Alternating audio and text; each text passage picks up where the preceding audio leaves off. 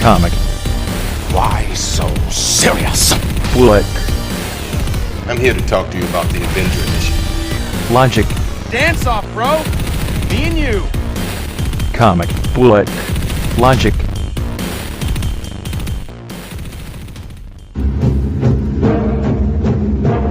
Where'd you get your guinea pig? Happens to be the best damn candidate out of 600 volunteers. A secret experiment gave one man the strength of 100 The rest of the world, he's just codenamed Captain America. and the power to save millions. The Jerry's had an experimental rocket ready to fire at a target somewhere in the United States. Only he could defeat a superhuman madman. They got a fella called the Red Skull heading up their outfit. All we can hope to get in there is one good man.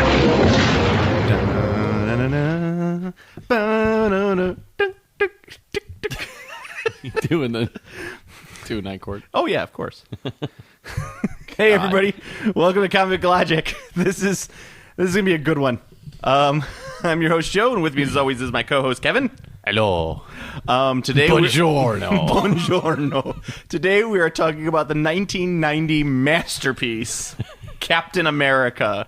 Made for TV masterpiece. Direct to video. Not made for TV. Yeah. But TV is the only place anyone ever saw it. You know what? Actually, another thing about that should have been our number one direct to video movie.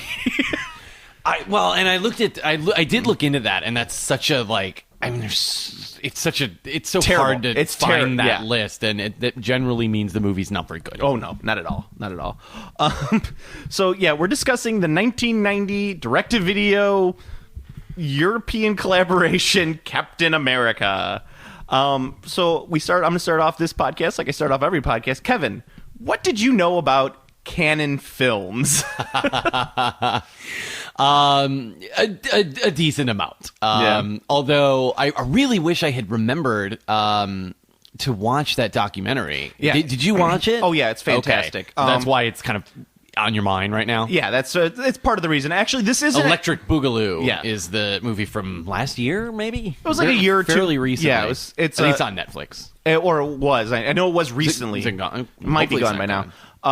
It's Canon Films was a film group that was began in 1967. It was actually founded by two Israeli gentlemen, Menahem Golem and Yoram Globus. The reason why I bring this up is because this movie was actually 21st Century Pictures, which was a split off of Canon Group after Canon fell apart in the late 80s. After they declared bankruptcy, basically, and folded after being $600 million in debt. Thank you, Superman 4, The Quest for Peace. So it was started in 1967. It was actually a distribution company that pretty much created English language Swedish softcore pornography films. They would take Swedish pornography films and either redo them in English or they would redub them into English. They got a little bit of mainstream success in Israel they did their version. I can't remember. I think it was called Lemon. Why can't I think of it right now? But they did it. It's the Israeli version of The Last American Virgin. They remade it in America as The Last American Virgin. You know, one of those 80s kind of like coming of age stories. It's really weird. It's kind of like the entire movie's like this laugh a minute where the guy's looking at girls in the showers, and then there's like an abortion scene, just like Fast Times at Ridgemont High, where you're like laughing and you're like, oh, ew. Now I'm depressed. Yes, exactly. They were really known in America for like their low budget movies that made a ton of money. A lot of action movies, Death Wish, Delta Force. They got a lot of people got their start with them. A lot of Van Damme movies. Van Damme, Chuck Norris. He would do that sort of stuff. They worked with Tobe Hooper a lot. There's a lot of horror. Not a ton of horror. You don't really work with Tobe Hooper so much as you just give him a ton of... Tobe Hooper gives you a weird movie. You give him a ton of cocaine, and he brings you a weird movie.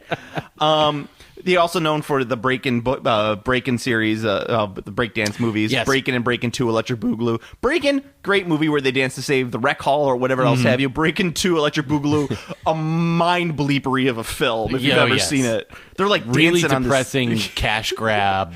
Just dancing not on about the ceiling. anything. Yeah, they did a lot of I guess you'd call them Skinamax movies. They were movies that would be on late night cable where you got to see boobs because you didn't have the internet back then. They did a movie called Lady Chatterley's Lover, yes. which I've told you about. That was very formative movie for me as an adolescent, and has a really weird supporting role by Adam West. It does. Adam West is in that movie. And it's the weirdest thing. He never engages in anything, although he does appear shirtless briefly. They also did another two movies like that, Bolero, which I believe had that had the weird whipping scene. It had what's her name from 10? Why can't I think of her name? Bo Derek. It had Bo Derek in it, and that was like one of her big ones. And Mata Hari, which was another one that was 85. They did movies like they even did Zeffirelli's Othello. They distributed that one. They did a ton of those movies, and they tried to make it big in the later 80s by doing a couple bigger budget ones. He-Man.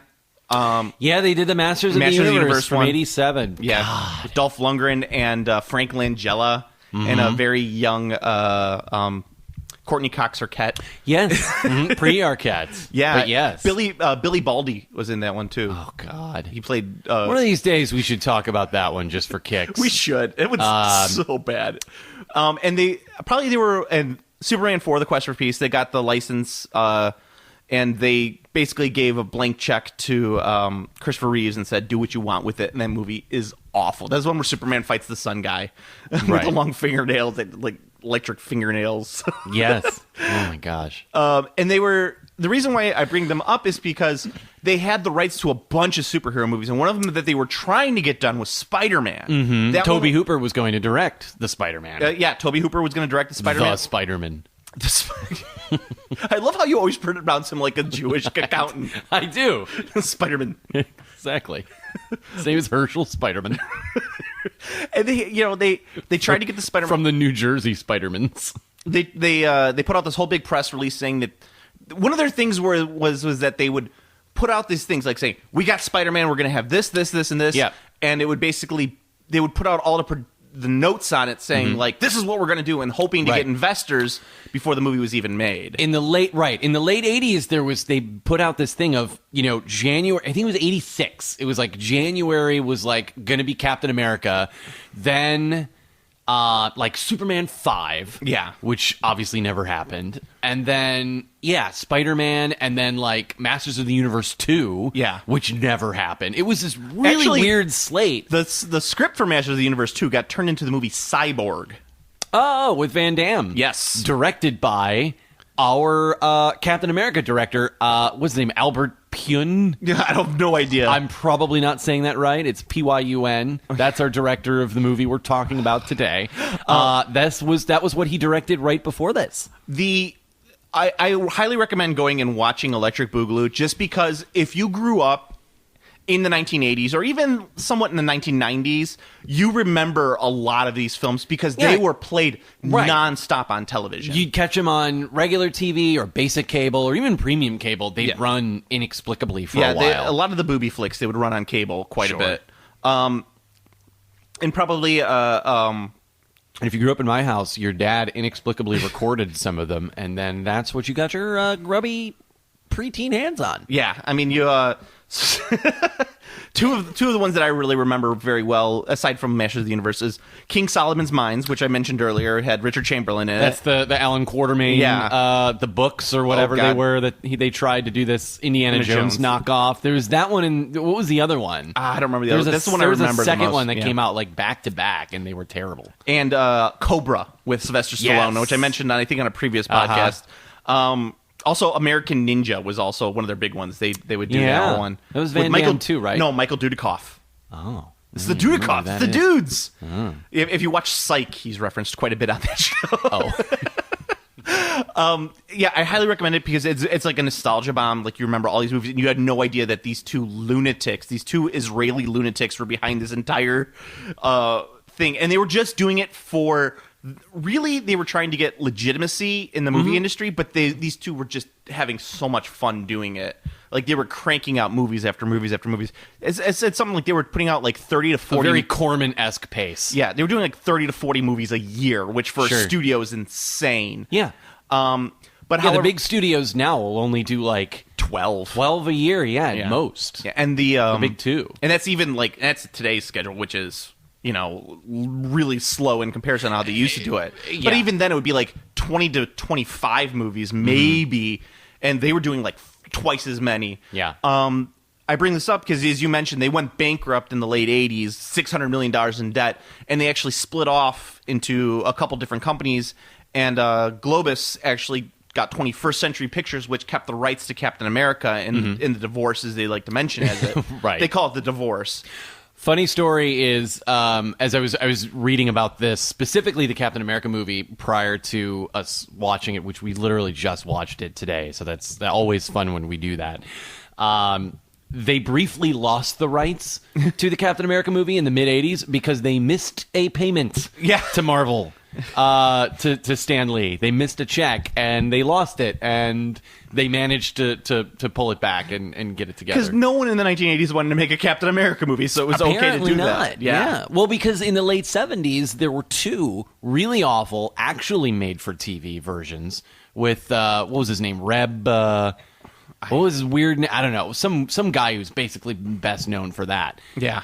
Maybe trying to get a series off the ground or something. Yeah, probably. That was probably what it was. He had the motorcycle too, right? Yeah, That's what I remember that. Goofy motorcycle helmet. Yeah, the goofy motorcycle helmet. All systems return to stage 1. Personnel, please remain at station. Dr. Maselli. Congratulations. Thank you, Lieutenant Fleming. I'd like you to meet Richard Ehrlich. He's a special observer sent by President Roosevelt. Oh, remarkable work, Dr. Maselli. Congratulations. All right, so like every good Captain America movie, you start off in fascist Italy. With a family of nameless Italians getting gunned down in their homes. Well, you gotta like all children's movies set the begin. scene. This is a great, Italian family dinner. They're eating pasta, drinking their wine, talking about how Mussolini's going to make Italy great again. He makes the trains run on time. Makes the trains run on time. And all of a sudden... Not a single train in this whole movie. And it's not like in a typical Nazi fashion, or Italian fascist fashion, it's not like, hello, the fascists. Fascists are here. We're here for your son. They jump in through the windows. Right, like clumsy Italian ninjas. And just the father stands up and says something not subtitled that has to be like, why did you just jump into my home through the window? And they shoot him. We're at war with Abyssinia. Do you know how much glass costs? Wow. So, yeah, the Italians come in and they abduct their son, who's a prodigy. They're like, and literally the Mussolini walks in. Yeah. Yeah. Some big bad guy. This guy doing a great Donald Trump impression walks in, and he's wearing the full garb with the fez with everything on it, and you're like, I don't think they'd wear that. They abduct the kid and take him to Fort Lorenzo, as opposed to Fort Emilio or Fort Mario. Those were down the way. Those were down the way, yeah. To do an experiment that are going to make the stronger and faster. Yeah, wrinkly red super soldiers. Yeah, basically. They show the film and then they show like the stop motion rat that's all red and gross. Which I was like, off to a good start here. I like the little stop motion, the little weirdness, very Reanimator. I liked it. It was very Reanimator. Yeah. Another movie that's on Netflix right now. Weirdly, Toby Hooper. Yeah, and they take this boy, and there's this Italian woman who's like, no, not the bambino. And they're like, yes, the bambino. Si, the bambino. Right. And then they gun down his entire family, which of course is the best way to ensure the child's cooperation with your cause. Loyalty to the fascist party. Right. It's not going to be like, son, now if you come with us, we'll return you home to your family. But then they secretly kill them. Yeah. It's like, no, they just gun him down right in front of him because what are feelings? Yeah, why not? Hey, it's Italy. So they zap him. The nurse escapes. Well, she's the doctor. She's a doctor overseeing the program, and she says this is no good. Let's not sell the woman short, Kevin. Sorry. Well, I didn't. It was a mess of a movie. That she jumps out the window. Also, everyone's jumping out of windows in this movie, in and out of windows. There's so much windows in this movie. It's like anytime there was a part in the script where they're like exits through door, they like scratch it out like no, we put it through window. It's better with window. So she jumps out the window and escapes to America, where we meet Steve Rogers, aka J.D. Salinger's son.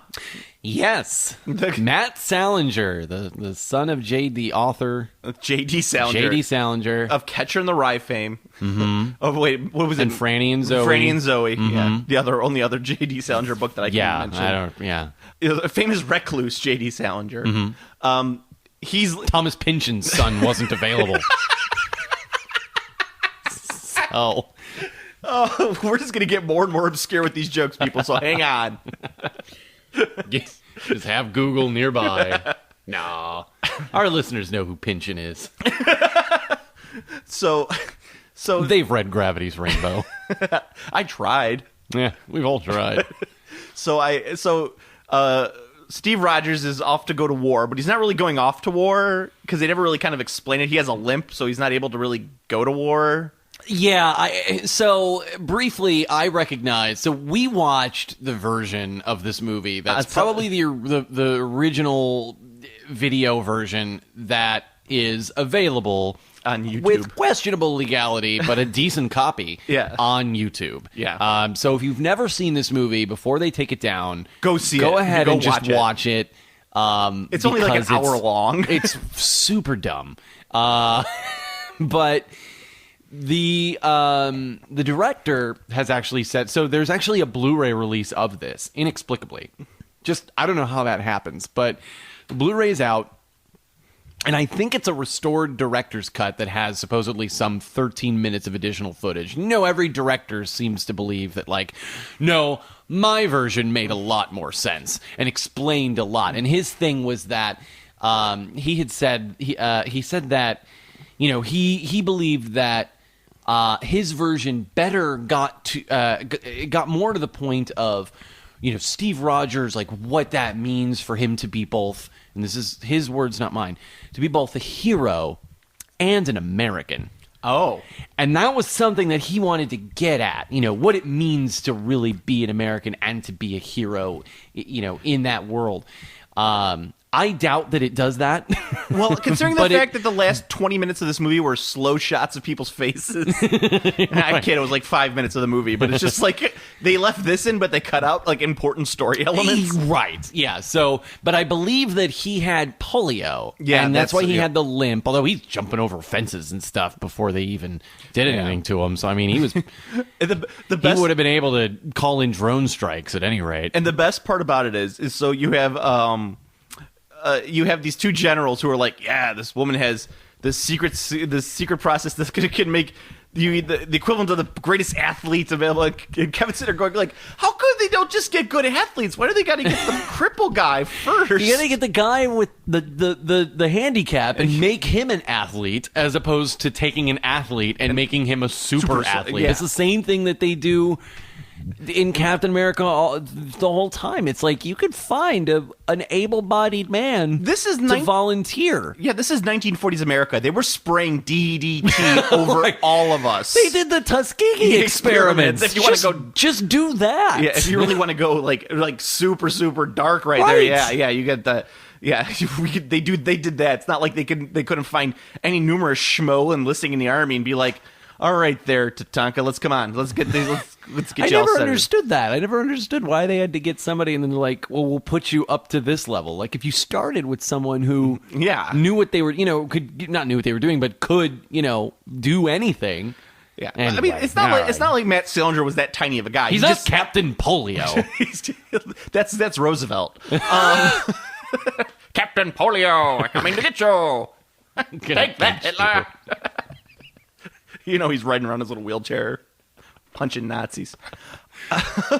So yeah, he goes to this experiment. They take him down there, and it's like within the first 10 minutes of the movie, this happens. Yeah, and he becomes Captain America, and as everyone's congratulating the doctor, they call him Captain America before they even do anything to him. They're like, codename Captain America. Like they knew what they were doing. They're like, we're inventing a superhero right now. They take it.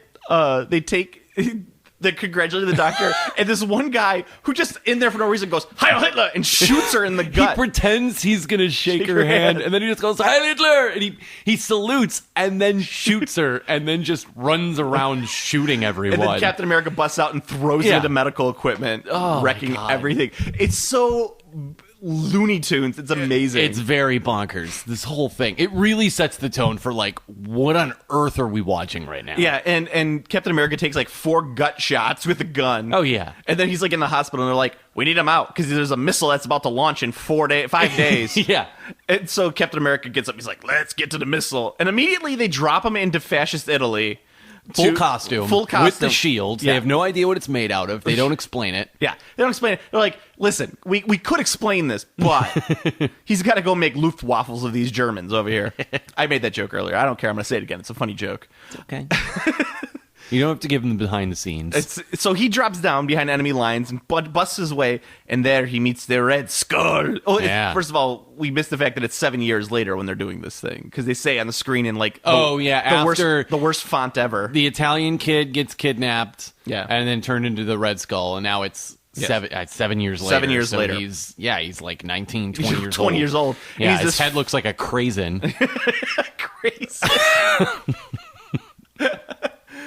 And they get into this fight, and Captain America literally has only been Captain America for 5 days, right?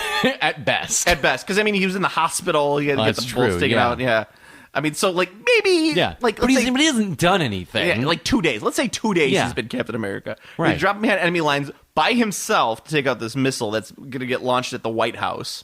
Because we all know that Roosevelt's always in the White House. He's never outside the White House. Right. Yeah. So the Red Skull's down there, and they start fighting each other. And now the Red Skull sounds just like Ricardo Montalban. Yeah. Seriously, he's like, he's Captain America. He tests me. Like, why does he have a Spanish accent? What the hell's going on? He seems to float in and out of like heavily Italian and then just like weirdly Spanish. Then like English and everything else going on there. And all while Benito Mussolini is like sitting there watching him, not saying anything, just standing there with his chin up in the air, like doing his Mussolini eating linguine and like drinking Chianti, being greasy. And Captain America fights him, and then he loses and gets strapped to the missile. Yeah, they strap him to the missile that they're going to shoot at the White House, and Captain America grabs the Red Skull's arm and pulls it off as the missile gets launched. Like, seriously, like you'd think that would come into play later on, like Red Skull would be undone by his hand or something like that, or they would reference the fact that he doesn't have a hand. Never mentioned again. They mention it. She makes a joke. I'm getting ahead of it, but the girl makes a joke of like, "Oh, we've got a, you're a frozen, superhero who's trying to find like a guy with one arm and like a red skull or whatever." And no, he has both arms in like every subsequent scene 50 years later. Well, I mean, it could be like a fake hand, but they never make reference to it. No, I think he's even. What should have happened? Well, okay, never mind. We're not going to cut to the end. Yeah. Not yet. But we got to get through this movie. I don't want the recap to take as long as the movie does.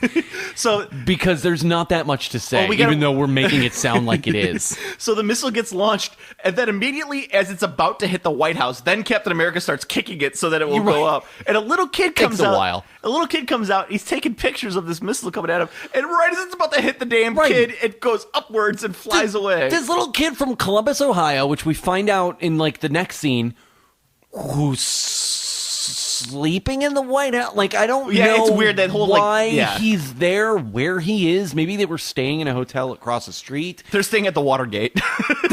Maybe. I don't know. Yeah. Maybe that's what it was. But he comes out and he's taking pictures. And he takes a picture of Captain America. Yeah. The missile flies off to Alaska. Quote, somewhere in Alaska. Crashes. He freezes. He's covered in baking soda. He freezes. Right. Talcum powder. And And then that's it. And then we get a bunch of spinning newspapers to tell us that time is progressing. It's the greatest thing ever because it's like but like 1950s they're playing Rock Around the Clock, and then like the 60s they're playing like white. It's like the worst version of the intro to Watchmen. It's like if Watchmen was made in 1990 for no money. That's what that intro would look like. And they're like they got these sound clips in the background of like, we have nothing to fear but fear itself. Right, all this public domain crap. Sock it to me. if I'm doing a montage of important historical events, I'm referencing the time Nixon was on Laughing. I mean that in all seriousness. That is one of my favorite things of all time. See? Obscure references, guys. You got to keep up with us.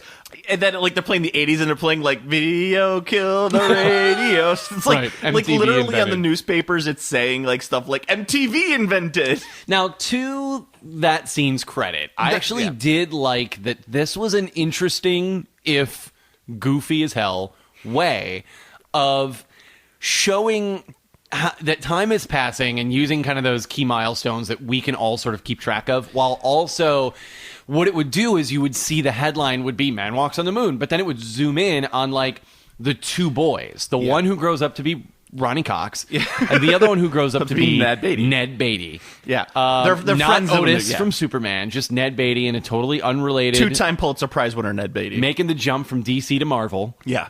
And two-time Pulitzer winner who shares a desk with, like, God knows. The obituary writer. Right. How many F's in Knife Wound?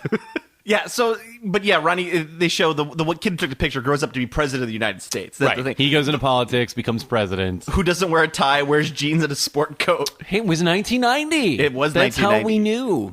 It's true. And, he's still obsessed with this idea of who that Captain one America. Oval Office set.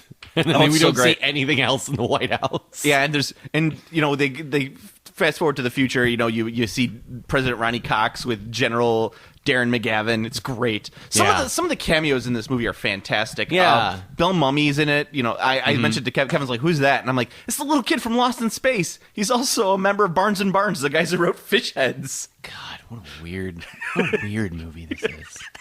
And so the other member of Barnes and Barnes was J.D. Salinger. Oddly enough, J.D. Salinger wrote Fish Heads. Co-wrote Fish Heads. No, that's not true. That would explain a lot of the symbolism. Coming of age symbolism. So, I mean, to fast forward, to kind of speed it up, the Red Skull's still alive in Italy, and apparently Ronnie Cox, President Cox, is trying to push through this environmental initiative, which is going to ruin all of the Italian hair oil supply. Yeah, it's just their weird coalition, and their money's all in, I guess, destroying the environment. Yeah. And so the general Darren McGavin says we need to just kill him, and Red Skull says that doesn't work out so well for us because every time we kill them, they become martyrs to the problem. We killed the Kennedys. They assassinated Martin Luther King. All of the key deaths of the 60s were tied to the Red Skull, apparently. Yeah. Actually, the song "Sympathy for the Devil," written about the Red Skull. You're so vain. Yeah. Also, it turns out, is about the Red Skull. Actually, the original writer was like, "I can see your veins." Nice. Because you could see him on his face. It was. So meanwhile, a bunch of West Germans stationed in Alaska for some odd reason find Captain America frozen in ice. Yeah. And they thaw him out. Yeah, he breaks out. He's like, "Roar!" He like comes out like Gwar out of the Arctic, and he's oh my god! He runs on foot through all of Canada. Wait, hold on. So the president of the United States finds out about this, right? And doesn't tell anybody except his friend. He calls Ned Beatty at work, picks up the phone. He's probably sitting there. I'm surprised this wasn't in it, where he's sitting there trying to get an outside line. And Gladys, he's just like, I need to get Gladys, out. how do I call him? It's 9, then star. Why is it not star 9? Star 9 would make so much more sense. I don't know. That's who put this phone in here? Roosevelt. Yeah. See, there you go. Yeah. So he doesn't call up the military. That's why the desk is so low. Or scientists or anything like that. No. He calls Ned Beatty and says, "Get in your Dodge pickup truck." No, it's a Volkswagen. Oh, get in your Volkswagen pickup truck. Drive to Canada. I don't know where he even is, but he drives to Canada, British Columbia or whatever. Well, he's in D.C., and he has to drive all the way to British Columbia. Yeah. Which is on the opposite side of the nation. And he gets up there, and he's, okay...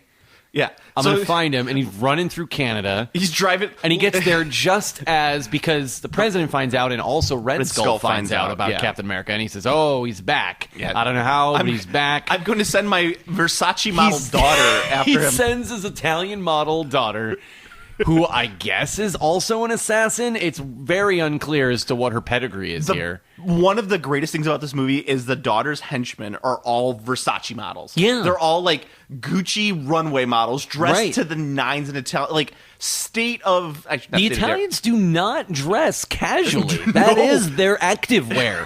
That was their active wear. So they're flying helicopters looking for Captain America. They find him, land the helicopters, and get dirt bikes out of there to chase Captain America through the woods of British Columbia. As Ned Beatty is fumbling, like being Ned Beatty, fumbling, like he's not even looking at a map. He's looking at a newspaper with a picture of Captain America, hoping that like he can match the picture to like some random person running out of the woods. And it just so happens that the dirt bikes chase Captain America onto the road right as Ned Beatty is driving by. Right, of course, because British Columbia is not that big. No, obviously. it's about the size of New Jersey. I mean, it's tiny. Yeah, apparently. Yeah. I know people get lost in the Pine Barrens, for Christ's sakes. So he manages to escape as the Versace models are like shooting at him with like little Berettas, you know? Yeah. They're like, oh, sure. Yeah. They're little Italian like pocket guns. And then like as Ned Beatty drives away in his Volkswagen, they're like, you got away. We can't possibly catch up with him. Oh wait, we have helicopters. Such is life, you know.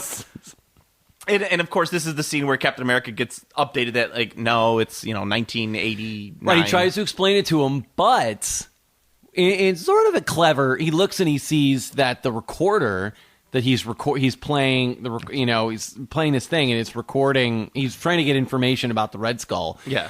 And it says made in Japan. Yeah. An Axis power. That's true. And then he looks over and he sees that the Volkswagen is made in West Germany. Made in West Germany. I don't know why everything was West Germany. This is 1990. Yeah, the wall's gone. Yeah. But I mean, it's an old truck. It's an old truck. It's an old truck, so I get it. But West Germany comes up a lot for this being... Well, that was a West German research station up there. We to be fair, this movie was made several years before it was released. And no, I don't think it was. I think it was actually produced in '88, which was before the wall fell. Oh, okay. Oh, maybe. Yeah. Maybe they had just had all of that, and then, maybe the wall came down, and then it was like, well, it's too late to change it now. The walls come tumbling down, Kevin. The walls come tumbling down. You just referenced the Style Council. I'm very proud of you.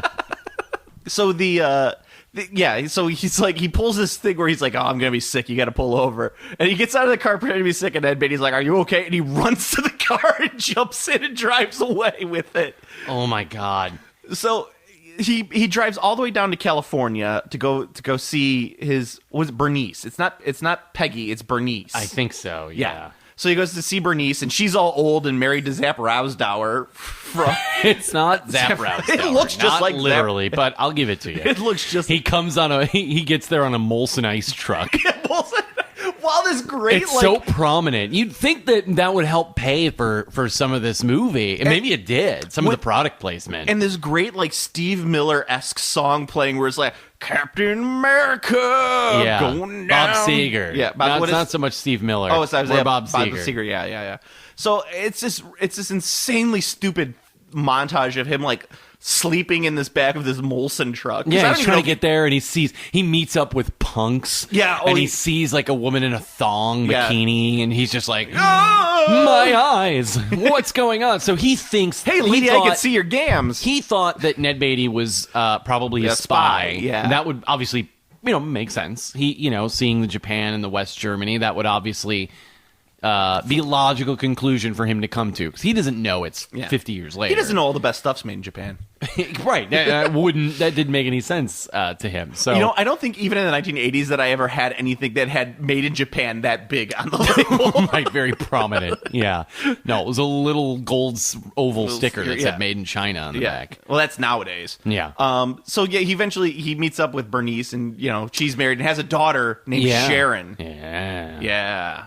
And I think Foxy daughter. I think they're played by I think it's the woman who plays Sharon and Bernice are the same person. It's just when she's playing Bernice, she's in old age makeup. Kind of clever, actually, when you think about it. Really? Yeah. How did I miss that? Are you making that up? I don't think so. Did I literally miss that? I'm almost positive on that. Yeah, Bernice and Sharon played by the same person, Kim Gilligan. I can't believe I missed that. That's amazing. Yeah. And also, I want to point out the fact that both the mom and dad from A Christmas Story are in this movie. I mentioned that earlier. And Ronnie Cox and Ned Beatty were both in Deliverance together. Yeah. Such a weird... This movie has so many good cameos in it. I would say that A Christmas Story is the Christmas movie version of Deliverance. I would say that's accurate. No. Oh, I would not fudge. Say that. Shoot your eye out, Burt Reynolds. Squeal like a pig. Randy, squeal like a pig. I can't put my arms down.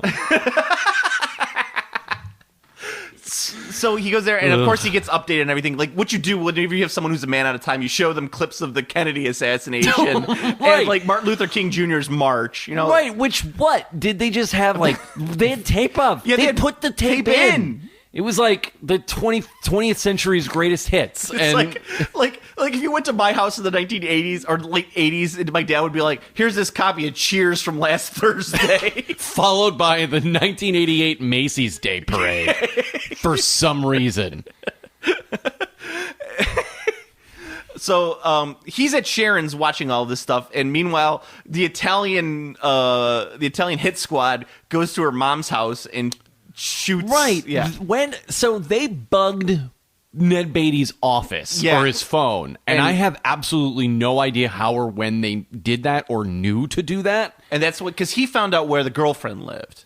And she hadn't moved since 1937. And so they're listening. So she's my grandmother, so apparently. she's in Italy, and she's listening to this, and they're like, he's in California, let's go. And there's this great cut shot of them just sitting on the plane, just like, as the plane's going on, and they're just like looking at, Italian Vogue magazine, flipping through it. It's like, why is that shot there? Like, they had to shoot that. They got a plane, got the whole cast to sit there on the plane and be like, as proof that they were on the plane. This movie proves that everything they said in Zoolander is absolutely true. Yeah. Models make the best assassins. Yeah, that's true.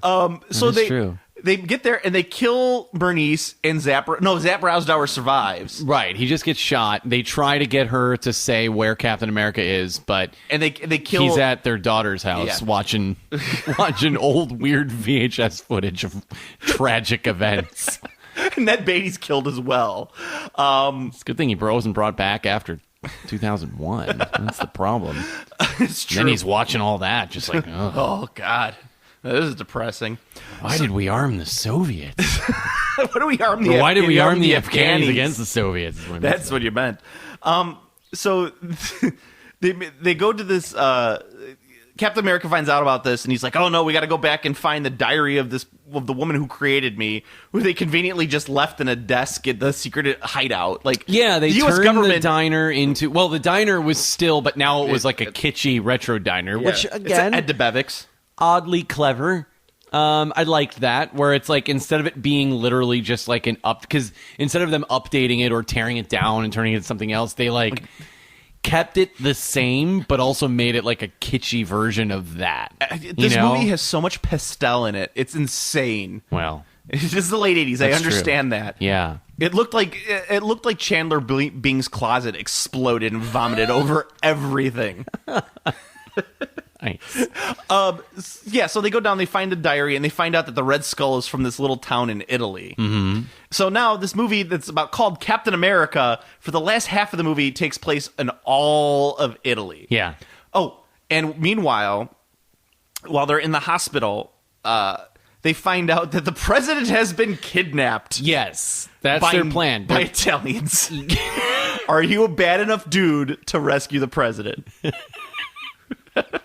While they were watching Wheel of Fortune. They were watching special news update, and he's like freaking out, and we're like, why is he freaking? Oh, it's because there's a woman newscaster. He doesn't understand. Probably, that. yeah. Uh-huh. Yeah. So he goes and oh man. So they go and fly to Italy. He doesn't have a passport. Yeah. Somehow they just cut to Italy. We have to see the Italian models all on the airplane. Yeah. But we literally cut from the hospital room to just they're in a tiny Italian car in Rome. Yeah. It's like it turns into Roman holiday is what it is. I'm Captain America. Oh no, I'm in the water. I'm gonna go get the Red Skull. My son is the Antichrist. I'm doing it all for you, Steve. So it's all for you, Captain America. The goldfish on the floor flapping. It's so mind-boggling. The whole rest of this movie takes place in Italy. Ronnie Cox, as the president, has been kidnapped. Now, I want you to think about that for a second as an American audience. The president got kidnapped. What happened to everyone else who was around him at the time? Was he just, like, in Italy, just, like he's at a little, like, corner store buying a little sandwich or something? We never see Secret Service of any kind. No. We never see anything. The president couldn't go to just, like, Kroger's and get a gallon of milk without them having to cordon off the street and put snipers on the roof. Exactly. That's why he doesn't go buy his own milk, I assume. And that's the funny thing is, like, he calls up Ned Beatty to go find Captain America, and it's like the equivalent, and I said it's the equivalent of Kevin being the president of the United States and calling me up and being like, Joe, so you gotta go get Captain America. Kevin, you're president. Remember that time that we were kids and I told you about the Captain America guy? I think you got to drive your truck you got to drive your Prius to British Columbia. I'm just like, why can't I fly? No, you have to drive. You have to drive. I'm the Can president. I just fly and like? No, I'm the president. Can't you fly me? And... No. No one can know about this. You're the Trust me. Joe, I'm the president. You have to do this. Joe. I'm wearing jeans. And a sport coat. I'm the president. I'm wearing jeans. Okay, Hank Scorpio. I don't have a tie. So I was the first president to do that. Now they all do it. Here, can you hang my jacket up on the wall? God, so yeah, the final whole thing of this movie is the president pulls out. He's in his weird cell in Fort Lorenzo. Again, which is just this weird location. I really want to know where that place was. Yeah. And he has this little weird vial of acid that he's for some reason has, and he's maybe I don't know, maybe that was I got up to go do something and I missed when they were like, here, Mr. President, in case you ever get kidnapped by Italians. In case you ever get kidnapped by Italians. Here's a vial of acid to help you melt through the bars. And so he does that, and he gets out. They don't leave him guarded. No, unguarded President Cox. He kicks the gate open, and he kind of hides behind a door, sort of. Yeah. And then he runs away, and then they're chasing him while Captain America is climbing up the side, just like, I'm coming to save you, the president.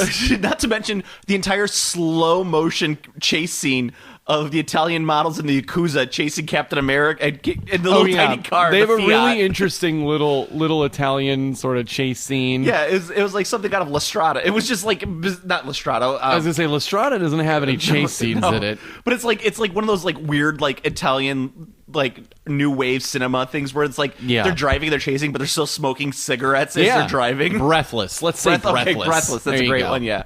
But it's, like, as jazz music's playing, you know, the slow-motion car chase scene. Because he tries to do the thing with Sharon where he tries to pretend like he's sick and then he gets back in the car. Yeah, and it works. And then she just shows up. Because apparently he didn't have to drive that far. Yeah, because he meets I don't know how they ran so fast on cobblestone. Because they meet up with the cast of Italian Spider-Man to find out about the Red Skulls. I twisted both of my ankles walking on cobblestone. Because the house where the Red Skull got abducted from, they were recording him playing the piano, and then the house got blown up, but the recorder still managed to be there, and this greasy Italian couple, like the greasiest Italians you've ever seen. Just no shirt sleeves, just like...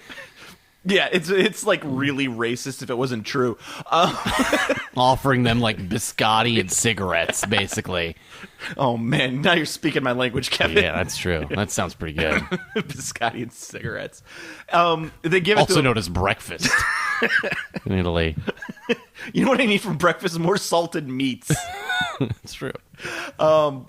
When I was in Italy, that was breakfast every day: salted meats and hard-boiled eggs. Nice. They give them recording, and they're able to get the recording, so they can put on that little Casio recorder that they have. Mm-hmm. It's important later on. Yes. So cut back to this Fort Lorenzo. Captain America's in full Captain America outfit, climbing the side of this thing. Yeah. Ronnie Cox is like, because they're gonna basically put a mind control device in Ronnie They're Cox. going to inject him with this thing, right, and they'll be able to mind control him as opposed to kill him, and then that way he'll do whatever they say, and Red Skull will effectively be the president of the United States.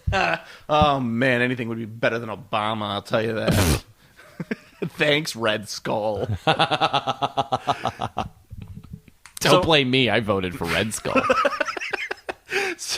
Does Red Skull not know that he has term limits? Is he what term is he in? Is he in his first term? Yeah, he got elected. He's gonna have to he got run elected again. that day, and then he walked into the Oval Office and he called Ned Beatty, who got shot going to. He leads the model assassins. Yeah. To, Lorraine. To Lorraine.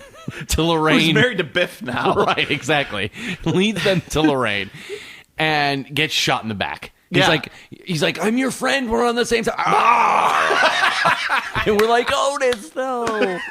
But so Ronnie Cox killed Otis. Back to Ronnie Cox. He's like, well, this isn't going to work if I'm alive. So he jumps off the castle, and Captain America catches him and throws him into a window. Because as we all know, you can't enter through a door. It's got to be through a window. Everything through windows. Like, hey, President, let's not keep you safe. Let's put you directly into the line of fire again. I love when he sends the president out first and walks behind the president. He has a bulletproof shield and is a super soldier. Mr. President, I'm going to need you to draw fire. And he's like, well, that's why I got elected. Nothing we're saying in this movie is... everything has happened in this movie. Yeah. It's so bizarre. And it's like... everyone's wearing... the Red Skull shows up and he's got this like...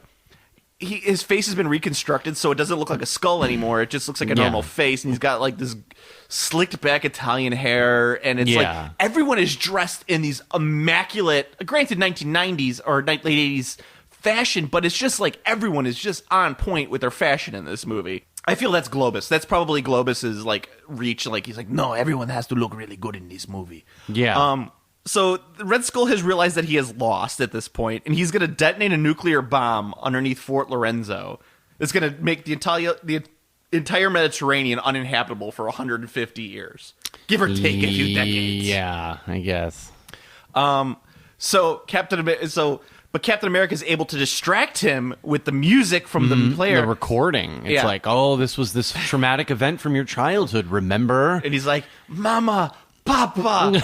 And it's like that was all that was missing from that scene was the Red Skull like going, he didn't do any of that. He just kind of stood there. It was like there was zero emotional impact. Like if a tear rolled down his eye and he's just like, Mama. And then the Captain America throws his shield and knocks him off. And he falls off. It's not like he knocks the thing out of his hand or anything, or knocks his fake arm off, which is what I was thinking would have been the thing to do. Well, so that's what I was going to say was, no, it wouldn't knock his arm off, but like, it would knock him off, but then Cap could have been closer. He would have punched him off, and then he would have grabbed the arm, and the arm. But it was the fake arm, and then that fell off, and it was like, oh, that was his undoing. He was hoisted by his own petard. That's still super clumsy and terrible, and not very good writing. But it would have made a little bit more sense and would have connected to the first act a little bit. And then Red Skull's daughter, the Italian model assassin, picks up the gun and shoot him, and the shield comes back around. Right. Oh, yes, because... and he says, heads up. Heads up. And it hits her. We don't see what happens to her, but we assume decapitation. Because that thing lodges into brick at some point. So many times throughout this movie the edge of it is very confusing, how it can hit you and just maybe knock you over, or it can lodge into brick. So I have to assume that, like when he caught it, we just assumed there would just be like blood and hair attached to it. Just really traumatic. Just full of like gristle and like just like bits of skull. Now, is the new in the MCU, Captain America's shield is not a boomerang. They do not have boomerang technology in it, right? Or does it sort of come back to him in some way? So he like magnetic gloves and it comes back. If you remember in Winter Soldier, he has like a magnetic device on his arm that when he flips the shield up, it'll attach right back to his arm. It doesn't in the comics. It does work kind of like a boomerang sometimes, but most of the time, like what he does in the MCU is he throws it and it just ricochets off things and it'll come back to him and it'll attach back to his arm. Oh, okay. Because he's really good at bank shots in the MCU. Right. But we have to get to the very end of the movie because after everyone is saved, including Sharon, who was kidnapped and is able to now escape and fight the Italian assassin, then all of a sudden these like Marines or something come in. They're all dressed in black with like black berets. No U.S. Army I've ever seen dresses like that. No, I don't. Yeah. No, it was the Mossad. I said it was Mossad. Right. Yeah. That would make sense. It's Eric Bana leading the troops in Munich. Munich, yeah. So but then a shot of Captain America's face that it lingers on. Well, it freeze frames on his face, and then he starts telling you. It doesn't freeze frame. It lingers on it, and it's really uncomfortable because he's like. I just staring assumed it was a freeze frame. No, because it's like. Is he blinking? It's like 5 or 10 seconds where you're just like, that's really uncomfortable. He's like, what? That's like. He's looking into my soul. And then it like fades to this cartoon version of Captain America where then it says... Who begins explaining to you why you should support the Environmental Protection Act of 1990. It's very like at the end of cartoons. Yeah. Where it's just like, hey, kids. And now you know. And knowing is half the battle. Captain America...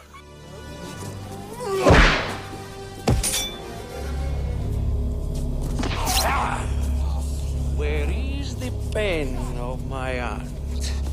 The pen of my aunt is on the table. Am I saying right, American? I want good English to speak when I am getting to New York! All right, so the production notes, as much as you could say that this movie was produced, so the rights were bought in 1984 by the Cannon Group, by Golan and Globus, and it was the movie was originally going to be directed by Michael Winner. I'm not quite sure what else he's done. I think he was probably part of the Cannon Group at that time, one of those guys who were cranking out pictures at the time. He was actually also a he was a restaurant critic, I believe, for the New York Times. But he did Death Wish. I don't know if he directed the original Death Wish. Okay, so he was part of that Cannon Group then. Yes. Yeah, definitely. Because they basically just had a farm of a stable of directors and writers that they would just work. As soon as they would finish production on one movie, they'd start a production on another movie. Right. Yeah. Exactly. They were like, seriously, like, in watching the documentary about that corporation, it's amazing what they managed to accomplish, and to show so few like rewards from it. Like, all of the money that they would make would go directly funneled back into their movie production. Yeah. It's not like they were doing this and then like living the high life. They wanted to just keep making movies. They loved making movies. So in 1987 was the original. John Stockwell came on as write the script and came on board as director with the script by Stephen Tolkien.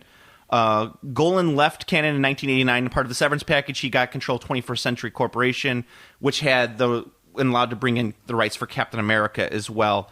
Principal photography began in 1989 and was completed in 1990. So it was like really tumultuous. So the script was probably written before the wall fell, but the production came in after the wall fell. Yeah. And I think right around that time that the Germanys would have gotten reunited, which was about 1990.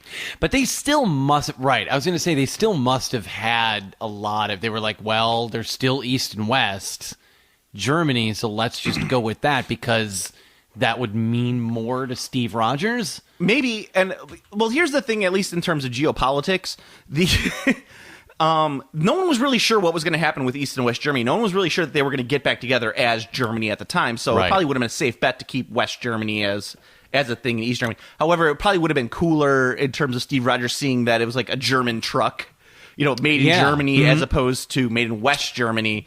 He would have been like, Germany. And Volkswagen was, he would have even recognized that possibly. He would have known something about Volkswagen, this is a Hitler car. Exactly. Give me a smoke. I will say that when I was in high school and even into college, one of my favorite hoodies was a black hoodie with like the white sort of thermal, lining. And if you looked at the tag, it was made in West Germany. Nice. Yeah. I had a weird Nazi hoodie. I don't know. You also really loved... Maybe it was East Germany. I think maybe it was East Germany. You also really, probably wasn't West. They probably weren't exporting textiles and clothing at that You also point. really liked Falco and David Hasselhoff, so That's true. I was probably listening to a lot of Kraftwerk at that time. Kraftwerk. I will say that. I am a sex machine. I still listen to Kraftwerk. I'm the operator with my pocket calculator.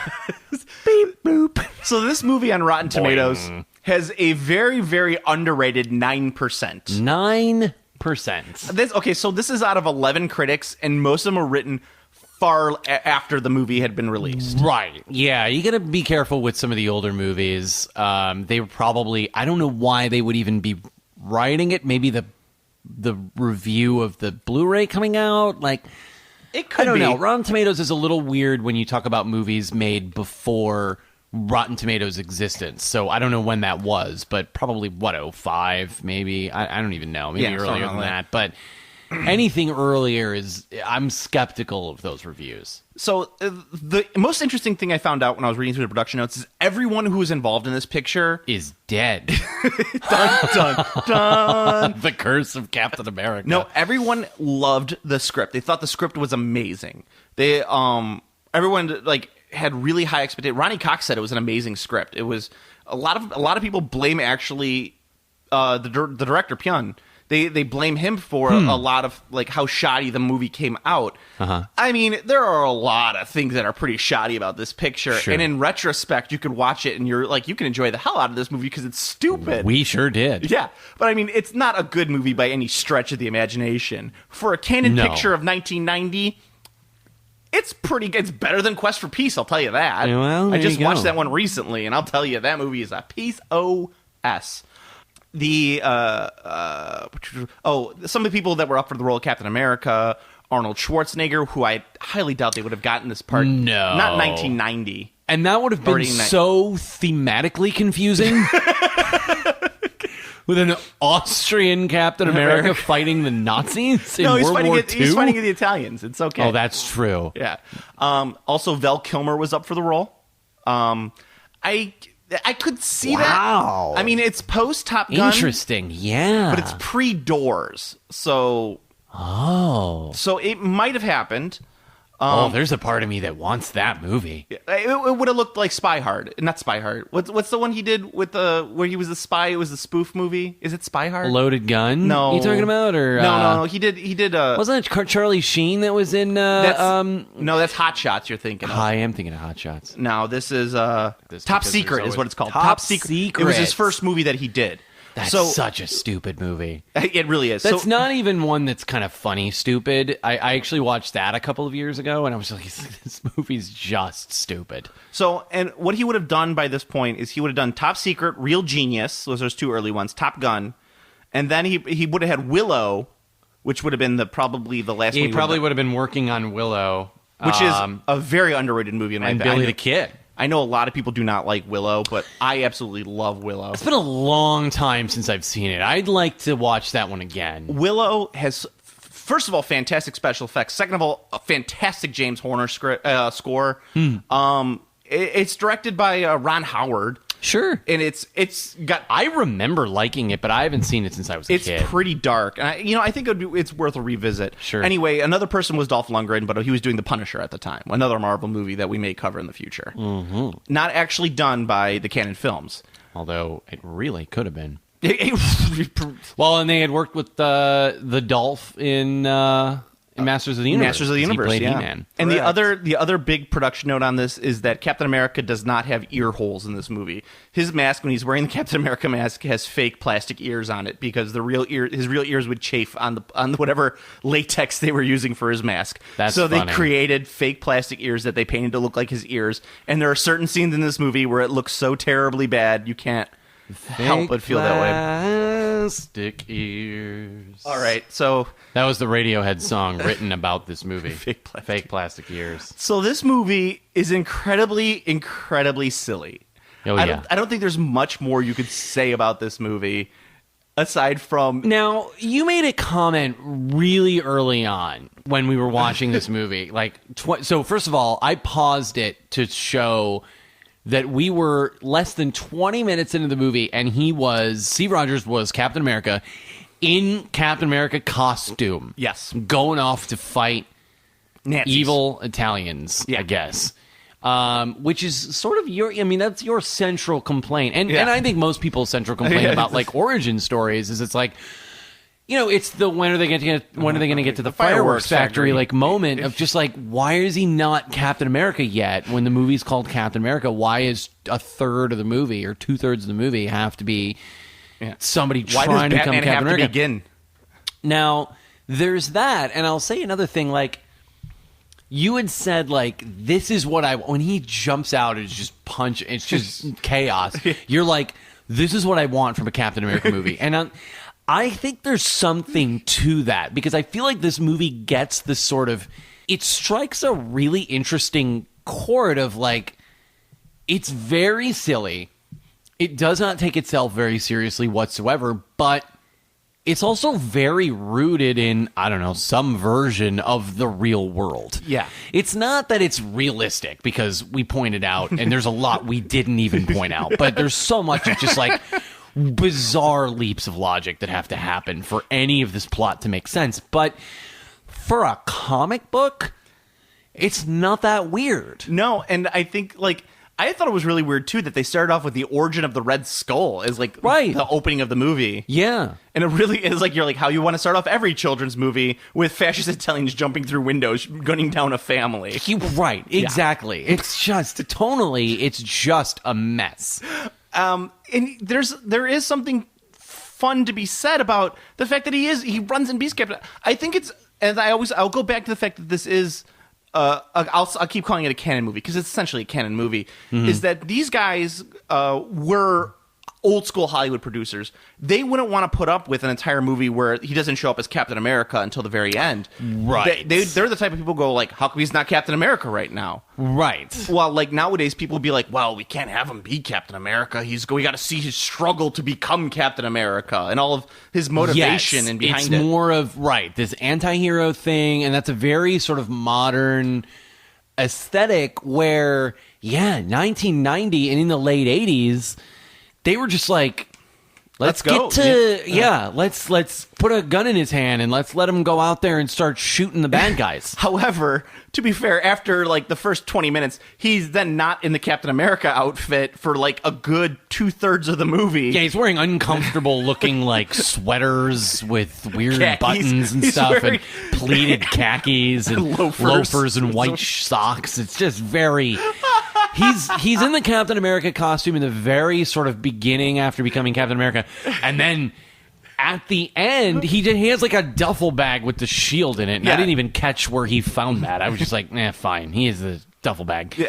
I don't care. He's got a duffel bag with the shield in it, and his costume that's still crap. It's still just like filthy, and it's got like the bullet holes in it, because it's not like, he had time to take it to a tailor. Although he's in Italy, there's tailors everywhere. I take care of it for you, and I get it done in 3 days. 3 days. 3 days time. You go enjoy museums. Yeah.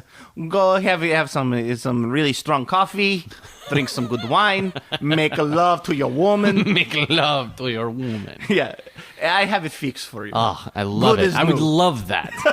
I would genuinely love a Captain America movie, like one of like. You want Roman Holiday is what you want. Well, come on, Roman Holiday is going to be better than I liked First Avenger and Winter Soldier, and Roman Holiday is way better than either of those.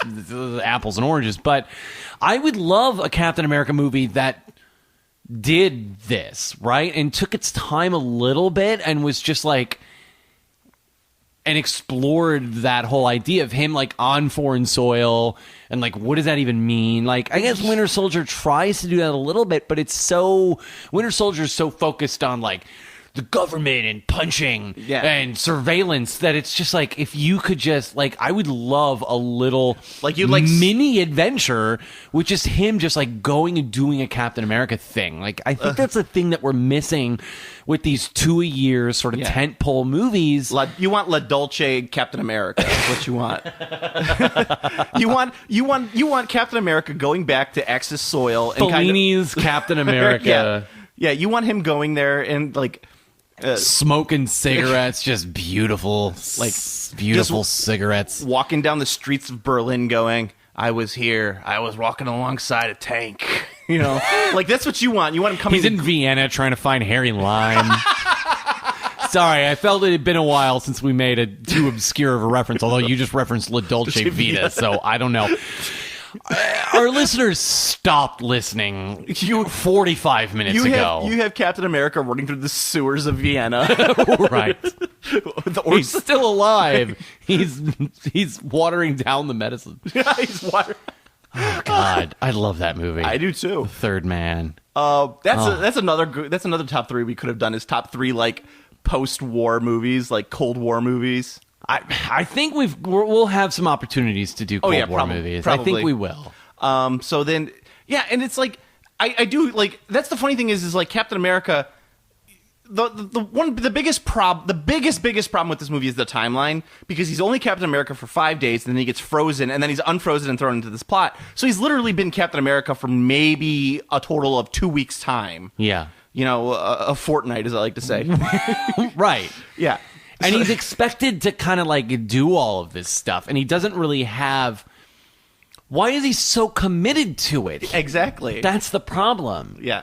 Like there's none of that, but you know that's in the Captain like in First Avenger they do a good job of like he's not built to be Captain America. He's built to be the super soldier, and then the guy dies. It's very similar to this where the guy in this the woman doctor dies. And then they're like, well, we can't make any more of you because she didn't write anything down. Although she did write something down, and that's literally central to the plot. So, But anyway, she didn't write that down, apparently. Yeah, she didn't write how to throw sparks. Right. So then they're like, okay, well, we can't make any more of you, so you're on your own. You're the only one of you we're ever going to make. I think that process that's used to make the super soldier serum is the same thing they used to get the werewolves to show up in Howling 3. There's an obscure reference for you. The Howling series is good. I love the Howling series. The Howling 1 is very good.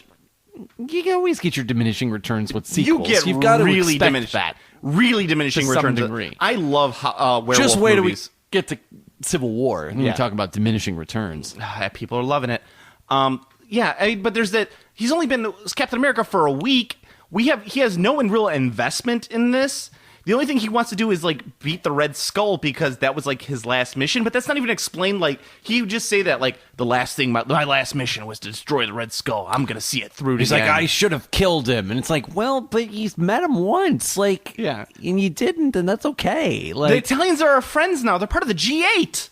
You know, that's true. Yeah. It's right. There's a lot of problems. There's a lot of leaps of logic that have to happen. Yeah, and I would call them leaps of comic book logic, aka the name of this podcast, of like where that's the name of the podcast. Of how we get to this. I mean, and we haven't even gotten to the fact of like how terrible of a president Ronnie Cox is. Like his whole thing is he has this environmental initiative, but yet he doesn't talk to anybody about it. Or like if you didn't catch like the one part where he's these are the Bush senior years, also, which is what's weird, right? Because I don't know. He was elected in 1990, which is like not an election year. No, he would have been elected in 88. I don't understand how that worked, but okay. So it's so bizarre. Like where's bodyguards? Why is he wearing jeans? What's going on? It's very confusing. Oh God, and. I have to say, like, my favorite part of this movie is how it's like, just how weird and I can't even describe how Italian this movie is. Yeah. How about that? Just like the fact that the shot of the bodyguard, the assassins on the plane reading the magazines. Yeah, it's so like it's like a 2-second scene, but it's very prominent for a movie that doesn't really spend a lot of time explaining how anyone gets from A to B. Because this movie takes place everywhere. You said like the only place it doesn't take place is like Mexico and Chad. That's very true. They had to explicitly keep showing the location with like, subtitles to show you where everything was going on because we're all over the map. Literally. But it's globally, like we're all over the map. And we were sitting there like, all right, we'll just go with it. Yeah. Oh yeah. All right. It sounds good. Yeah. You're 20 minutes into this movie, and we've had something like 6 distinct locations, including Columbus, Ohio, or I think it's Springfield, Ohio. Yeah, Springfield. Let me also point to the fact that Captain America ran from Alaska to British Columbia. Yeah. Alaska is bigger than almost all, like half the continental United States. That's true. So unless he was like on the border, he would have had to run for a while. Yeah. Oh, this movie is so nuts. And then for this movie that for the first half of the movie takes place all over the world, the last hour of it is in Italy. It's in Italy at the fort, and that's it. It's like on the and they run around shooting at each other in the streets of Rome. And now, Venice. And what do you think about Sharon? I don't remember. It's like McGillicuddy or something. It's some weird name. Her last name? I don't think they give her last name. No, it's like according to the IMDb credits, they don't give her last name. Nobody gets her last name. I think I mentioned that it's Sharon McGillicuddy. Sharon McGillicuddy. That's fine. She's like this prototypical 1980s like action star girlfriend, where it's like she's simultaneously this badass. Oh yeah, she's out of a Madonna video. Yeah, she's simultaneously badass, but at the same time she's completely useless. Just driving around in her She tries to do this whole thing, and then she gets kidnapped. Yeah, like 5 seconds into it. Yeah, so it's not very good by the Versace mafia. Who killed her mother? They kill her mother and Zap Rosdower. They don't kill Zap Rosdower. Well, they try to kill. They shoot Zap Rosdower. They kill Ned Beatty though. Yeah, which no one avenges Ned Beatty. No one. I mean, I guess Captain America does, but he never says this is for Ned Beatty. This is for Otis. This is for Zap Rosdower. Let's be fair. You can't kill Zap Rosdower. By the way, if you don't know who Zap Rosdower is, Mystery Science Theater 3000, the Final Sacrifice episode. It's my personal favorite episode of MST3K. Not my it's mine. In the that top, and Puma Man. In the top 5, yeah. Yeah. Puma my 2 favorites. Man. He flies like a moron. Puma Man. Puma Man with Donald Pleasance. The doctor from Halloween. It's true. It's so weird and goofy. Look, this is not a good movie. No, not by any stretch, but that 9% on Rotten Tomatoes is harsh. It's unfair. This movie is not, and we'll get to our grades later as we usually do, but this movie is, I will come out and say it right now, this movie is better than Man of Steel. Because 100%. Man of Steel is doing all the things that this movie isn't. It tries to be artful. It tries to take itself seriously. It's super kind of dour and depressing. And this movie feels like a comic book movie. This was made... Now, it was made at the same time as Tim Burton's Batman's coming out. I mean, it came out a little later, but as we were kind of talking about the timeline and the production and the script, like, they were happening kind of concurrently, and we talked about sort of the timeline of that when we talked about that movie, so they were not really related to each other at all, but I would almost think that those are 2 very interesting sides of, I would say, a very similar coin, where you've got a movie that's got the bigger budget in Batman, bigger star power. I don't know, Darren McGavin. Bit darker, bit more serious, but not so much that it's kind of unbearable. And then you have this movie that's just like, everything is in broad daylight, blue skies, we're climbing around on buildings. They're beautiful Italian vistas. Yeah, I mean, there's a lot. I mean, I would have loved more, and I think budget was the reason for this, but I would have loved more, like, nice wide shots of, like, where we actually are.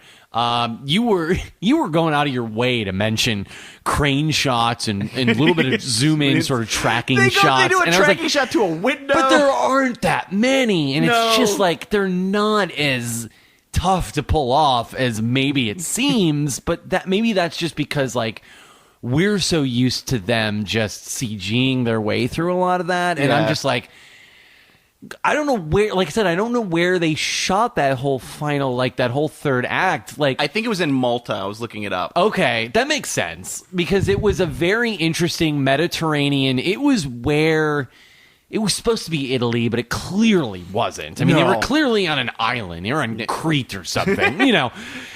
Zorba the Greek is in the background. Right. I mean, we're clearly not we're clearly not on the streets of Rome here. No, the Rome is much dirtier and full of gypsies. But it was remarkable how this was not a soundstage. We were outdoors. Yeah, no. Shooting people, doing stunts, running around. Yeah, this entire movie. There were a lot of of cuts. I mean, these were not elaborate stunts. This was not, I mean, there were a lot of cuts of like, as they were punching, that we didn't talk about the fight scene in sort of the basement when they go to get go to get the journal. In the complete darkness. Right, they're in the dark and the guy's jumping around like he's in a Jackie Chan movie and we're like, we can't see anything that he's doing. He's just jumping around. It's the director. The director was using the Barry Lyndon school of lighting your movie. Pretty much. Yeah. It was remarkable. They could only afford one candle though. So weird. I do agree. It's like the entire movie is shot on location, and those shots that they do, this movie feels like a direct-to-video or like a made-for-TV movie that they actually really put some care into.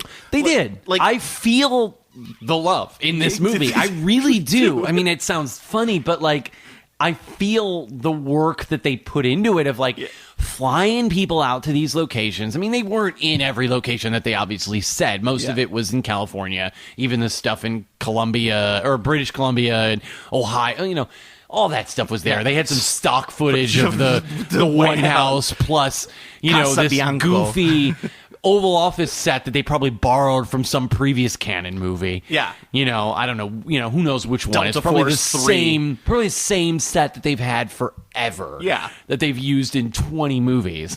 So, I mean, I appreciate that there were budget influences there, but I don't know. I felt good about seeing this movie exist in a real world that exists, and it's not. You know, I love that. I mean, it's a B movie in the best possible sense of that word. Yeah, you know, it's like what you want in a. Well, I mean, I take that back. Like what you want in a B movie is like crappy effects. And you want to be transported to a world. And this movie kind of does that. I mean, it's not like a traditional B movie, but it's as close as you're going to get to a superhero B movie. It would have been interesting had it done more effects wise, because beyond the stop motion creepy puppet rat, like we didn't get a lot of special effects. We got a lot of like bright red blood when we needed it to show someone had been shot in the arm. Yeah, Captain America got shot in the same arm 4 times. Right, and then it was mostly a lot of just jumping around. I would have liked at the end. One of the things I would like, speaking of that, I know they probably didn't have the makeup budget for it, is at the end, like the Red Skull pulled off a mask and it was like his red skull underneath there. Yeah. Instead of like. And you know what's funny is I actually remember thinking that when I was a child watching this movie the first time. I remember thinking, like, how did he get the makeup over the Red Skull thing that he has? And I was like, when's he gonna be the Red Skull again? When's he gonna be the Red Skull? Oh, he just fell. But it's like, it's not even him. Okay. It's like you could see the dummy falling off the side. Dummy hitting the rocks and flipping so over. bad. This weird. But they made that shot, right? They're in a helicopter shooting, and then they're like, throw the dummy now. And then they threw it. Like, again, I appreciate the work that went into this movie. I feel the hands on this movie, you know? Like, this movie has weight. It exists in the world in a way that a lot of the movies that we've been talking about through this whole stupid podcast don't have. No, there's no weight.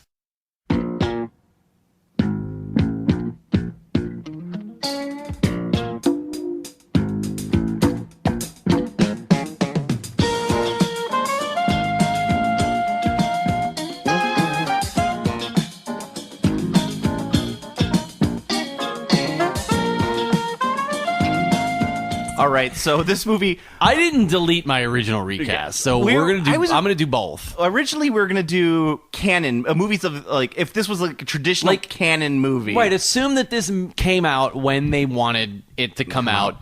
Make your dream version of this within the constraints of sort of canon films. Yeah, but in watching it, we're like, we should, like, I think you suggested something like about a it felt very like a pilot to a goofy TV show. And we say, so let's do this as a 1980s sitcom. Like, what would our cast be for a 1980s sitcom for it? All right. So you're bringing it up right now. So who would be your Captain America? Who would be your J.D. Salinger's son? Who would be your Captain America in this movie? Cheers' own Ted Danson. That's exactly what Who else? Okay, that I did not expect. I expected us to have overlap in a couple of others, but for some reason I thought Ted Danson was uniquely mine. No, Ted Danson, 100%. Why not? Former baseball pro Sam Malone undergoes the super soldier program because he can't play ball anymore. Sam, you're not going to be able to play ball unless you go through the secret super soldier program. Kala, I'll tell you what. If I can't throw a pitch after this, I'll go on a date with Diane. God, I love it. I love the idea of a Ted Danson Captain America. I love it so much. All right, so next up, how about your President, Ronnie Cox? Now, when I was watching the movie, before we even decided that we were going to switch gears and make it about a sitcom, I was like, you know who I really wish was president? Alan Alda. Oh, good. You didn't put the person I wanted to. But... I really wanted an Alan Alda president in this movie of just being like, Captain. Is it? Doesn't Alan Alda play the president in Wag the Dog? No, not Wag the Dog. Canadian Bacon, I think. Oh, maybe. I think he. I'm almost positive he plays the president in one of those movies. I think it's Canadian Bacon. He's great comedy. In those roles. I love him in everything. It's Alan Alda. Hawkeye Pierce. Exactly. President Hawkeye Pierce. Exactly. Well, mine, I went a little bit different. I went with the person who I think was most presidential in the 1980s. Bob Uecker. Oh. Straight down as a gambler. That's good. Drop kick jacket. I'm a little sad that we spent 20-some episodes, whatever this is, and before we brought up Bob Uecker. Uecker. That's really not like us. Actually, I think he still calls games for the Milwaukee Brewers, right? Does he? No, I don't know. I would not know the answer to that question, but maybe. Do we have any Milwaukee listeners who can shed some light on that? Of the two of us, you would know that better than I would. That's true. All right, so how about your Red Skull? My Red Skull.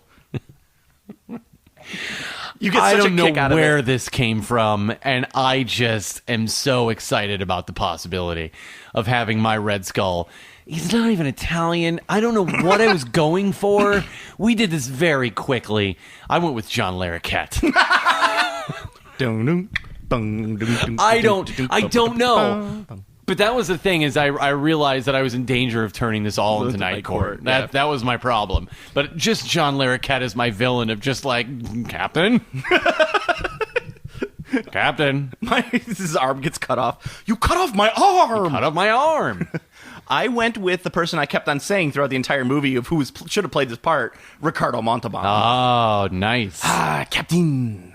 You test me, Captain. He says Captain a lot. Yes. Well, that's very true. Yeah, Fantasy Islands, Ricardo Montalban. Sure. How about your Sharon? I didn't cast one. Didn't think about it. I'm sorry. Okay, I'm going to give you yours. You can do mine. Diane Lane. No. Diane Lane. Diane Chambers. God. I'm doing Diane. Right. I'm combining random stuff. You're not going to do that because your Sharon is going to be Marky Post. Oh, sure. So that was my Night Court pull for you, so you could keep up with the Night Court thing. Good, We're gonna do. good. She had kind of Marky Post hair. Yeah, she did. One time, my wife got her hair cut, and it had this weird like bangs thing going on like there. And I'm like, "You look like Marky Post," and she kept like getting really mad at me. I'm sure she had no idea who that was. Oh, she knows Night Court. Oh, okay. Yeah, good. She's a child of the '80s. Okay. And finally, who played your Otis? Who was your Sharon? Did you just? Yeah, that's the Sharon. That's Marky okay. Post. Yeah. Who is your Otis? Your my Ned Otis. Your Ned Beatty. I decided to go back to Cheers and I went with George Wendt. Yeah, that's who I went with. Too. Did you really? Yeah. My phone's ringing. Yes, Mr. President. I gotta go. The president wants me. I gotta go. Norm. Otis. I was thinking that or Judd Hirsch would have been my other one from Taxi. And I know you love Taxi. I work for the newspaper. My David. My president. Oh, I was gonna do my actual. Well, we can still keep going. It's fine. I didn't pause it. Hold on. Oh, your Canon thing. Oh, I just got it back with a Control Z. Yeah. I want to really quickly do my Canon casting. Okay, you can just do your because Canon. I want to do my Canon because when you had texted me yesterday that we were going to do a Canon version, I thought about it, and I worked on it this morning, and I wanted to make sure, and I was curious if this was anywhere where your head was at. Okay. I only had a couple. My director, of course, I went with Tobe Hooper. Yeah. Because he was going to do the Spider-Man movie. Judd Hirsch as Spider-Man. Judd Hirsch as Spider-Man. My Mary Jane. Little spider. Get bit by a spider. Ow! I got hit by. I got to go to the hospital. My cat, because we're going for maybe, let's not call it a hard R. Let's maybe call it the soft R / maybe hard PG-13. We're going with Chuck Norris. Okay, that's as my Captain America. That's what I would have went with. My Red Skull, just to make this a remake of Delta Force, is Lee Marvin. Nice. I can see that. He kind of looks like Red Skull even without the makeup. Exactly. And just for kicks, my Otis, my Ned Beatty, is John Voight. Nice. That's a good call. Yeah. I like all those. You just went with First Blood. Pretty much. Yeah. I just went with exactly where their kind of head was at action-wise. And I thought that was maybe how they would have approached this at the time. But I'm glad that I didn't mention that, but Tobe Hooper directed Life Force. He did. Which canon film, which is amazing if you were like 14 when you saw that movie for the first time. He did a little bit of work for canon. They put out both Texas Chainsaws. They put out the original Texas Chainsaw in the 70s, and then they did the super goofy comedy slasher movie that was Texas Chainsaw 2 that was all about just like Leatherface shrugging awkwardly with that poster that making looked like weird campy. In the movie they make a reference in the documentary, they make a reference to the billboard, that the infamous one that looks like the Breakfast Club, because I think they came out the same year. Yeah 3, 2, 1, cue Leonard. Hi, I'm Leonard Maltin, and this is the Movie Police. Today we'll start with our video watch. Just re-released on video is the movie Gremlins, though I really can't imagine why. Now, I know some people found this movie fun, but me, I'd rather spend 2 hours having root canal work done. What's fun about a movie full of ugly, slimy, mean-spirited, gloppy little monsters who run amok and attack innocent people? Our moviegoers so desperate for entertainment that this kind of trash can pass for fun. Whoa, wait a minute! Boys, this is kidding! Ow! A 10! It's a 10! All right, so our top three. Now, this is a hard one for you. So yeah, I had we had a lot of back and forth, and at the I tried to, generally on the show we'll do top threes that relate sort of thematically or contextually to the movie that we're talking about. I just had a heck of a time because there were certain things that we've already done, or they were too similar to things that we've already done that I kind of wanted to take a break. Like I thought about like World War II movies or, Nazi. Like there's a lot of directions we could go, and I said, you know what, this movie came out in 1990. Let's just do our top three movies of 1990. Because I don't think we'd have the only other superhero movie I think came out in the 1990. I don't know if this is on your list, but Teenage Mutant Ninja Turtles would have been the only other one. God, was that 90? Yeah. Well, it's not on my list. I can tell you that. It's not on my list either. The wasn't the Dolph Lundgren Punisher 90, or was that technically 89? I think it was 89. Okay. Well, I like the idea of kind of doing that maybe occasionally as we do some of the older ones, just to kind of work through just talking about movies kind of it's outside of sort of the things that, because there's only going to be so many, like we're never going to get to like romantic comedies because we talk about comic book movies. And just to be fair, I want to say the years 1988 to like 1992 are some of the, like, my feeling is the best years of movies in my lifetime. As a 30-something-year-old, I can't help but agree, because that's just, that's going to be the best for us, because that's what we grew up with. I would make a solid argument that in the last 35 years of my life, they don't make them like they used to. No, those were like the best 5 years, solid 5 years of movies out there. I could not think of a stretch of years where that great of movies that had such a cultural impact on not only our generation, but many generations. I mean, you have to go back to like the 60s and 70s to have movies that have that big of an impact. And like you have to go back, and not even, well, there was a lot, but I mean, these are like blockbuster movies. I would agree with that. I do think like the early 80s and in the mid 80s, I would say it probably starts in 84, 85, but I would say, the early 80s, It's tough. It's tough to find because there's a lot going on with the studio system that was problematic. They were coming off of the disaster of the late 70s of movies like Heaven's Gate by Cimino. Yeah. Ishtar in 1980, I want to say. Like, just these big budget flops, independent movies that flopped. And Fitzcarraldo. That time. Well, less so Fitzcarraldo, but yes, right. I mean, that I'm just kind of a thinking thing. of a movie that's like super expensive that makes no sense. But that kind of a thing. And so you started to get that whole thing of just like, we're going to start churning out these formulaic hits, some of which were great in their own way. And anyway, your number 3 film of 1990. Just an addendum on there. I still think the year 1989, to me, the summer of 1989 was the best summer of movies. The summer of 89. Well, summer of 89, you had Batman, Honey, I Shrunk the Kids, UHF, I think Ghostbusters 2. And you could just keep naming them and naming them. There was a fantastic Indiana Jones Last Crusade. Right, yes. Yeah. Just a fantastic year for movies. But anyway, 1990. So my number 3 movie. It's not a great movie. I think we're gonna have a lot of overlap. I don't know. think we'll have I think we have the same number 1 because how can we not have the same number 1? There's only one best movie of 1990, and we both know what it is. But it's not the movie that won Best Picture of 1990. I'll tell you that. But your number 3. My number 3 is not necessarily a fantastic movie, but it's probably one that made a huge impact on me as a kid and my movie watching experience. It's the classic Arnold Schwarzenegger sci-fi movie. Total Recall. What's it called? I can't recall it. I'm Total sorry. Recall. Why'd you step on my ruined joke? your joke. I'm sorry. That's all right. I thought you were prompting me. Oh, no. To say what it was because you knew I knew what it was. Yeah. Total Recall. Just a mind bleepery of a film.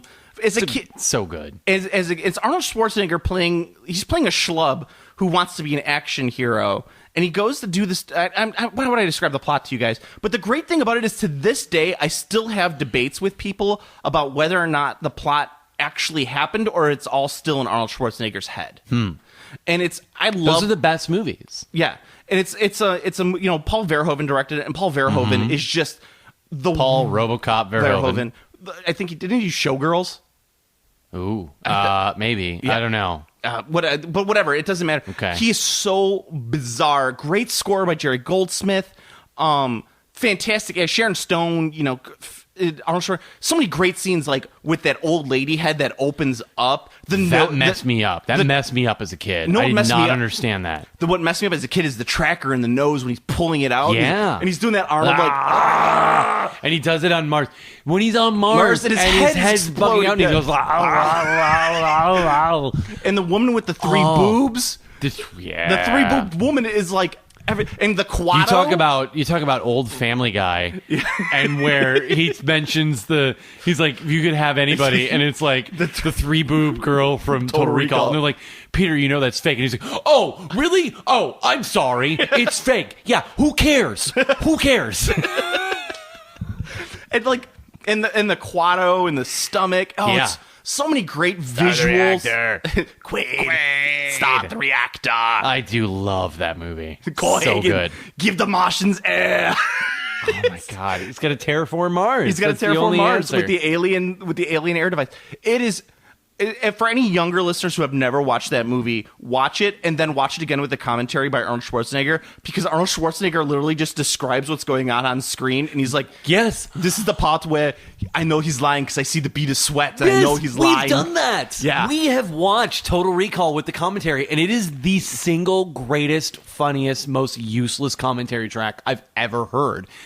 He literally just explains, and then there's long pauses, and then he's just like, oh, this is the scene where, and you're just like, oh my God, why did they record this?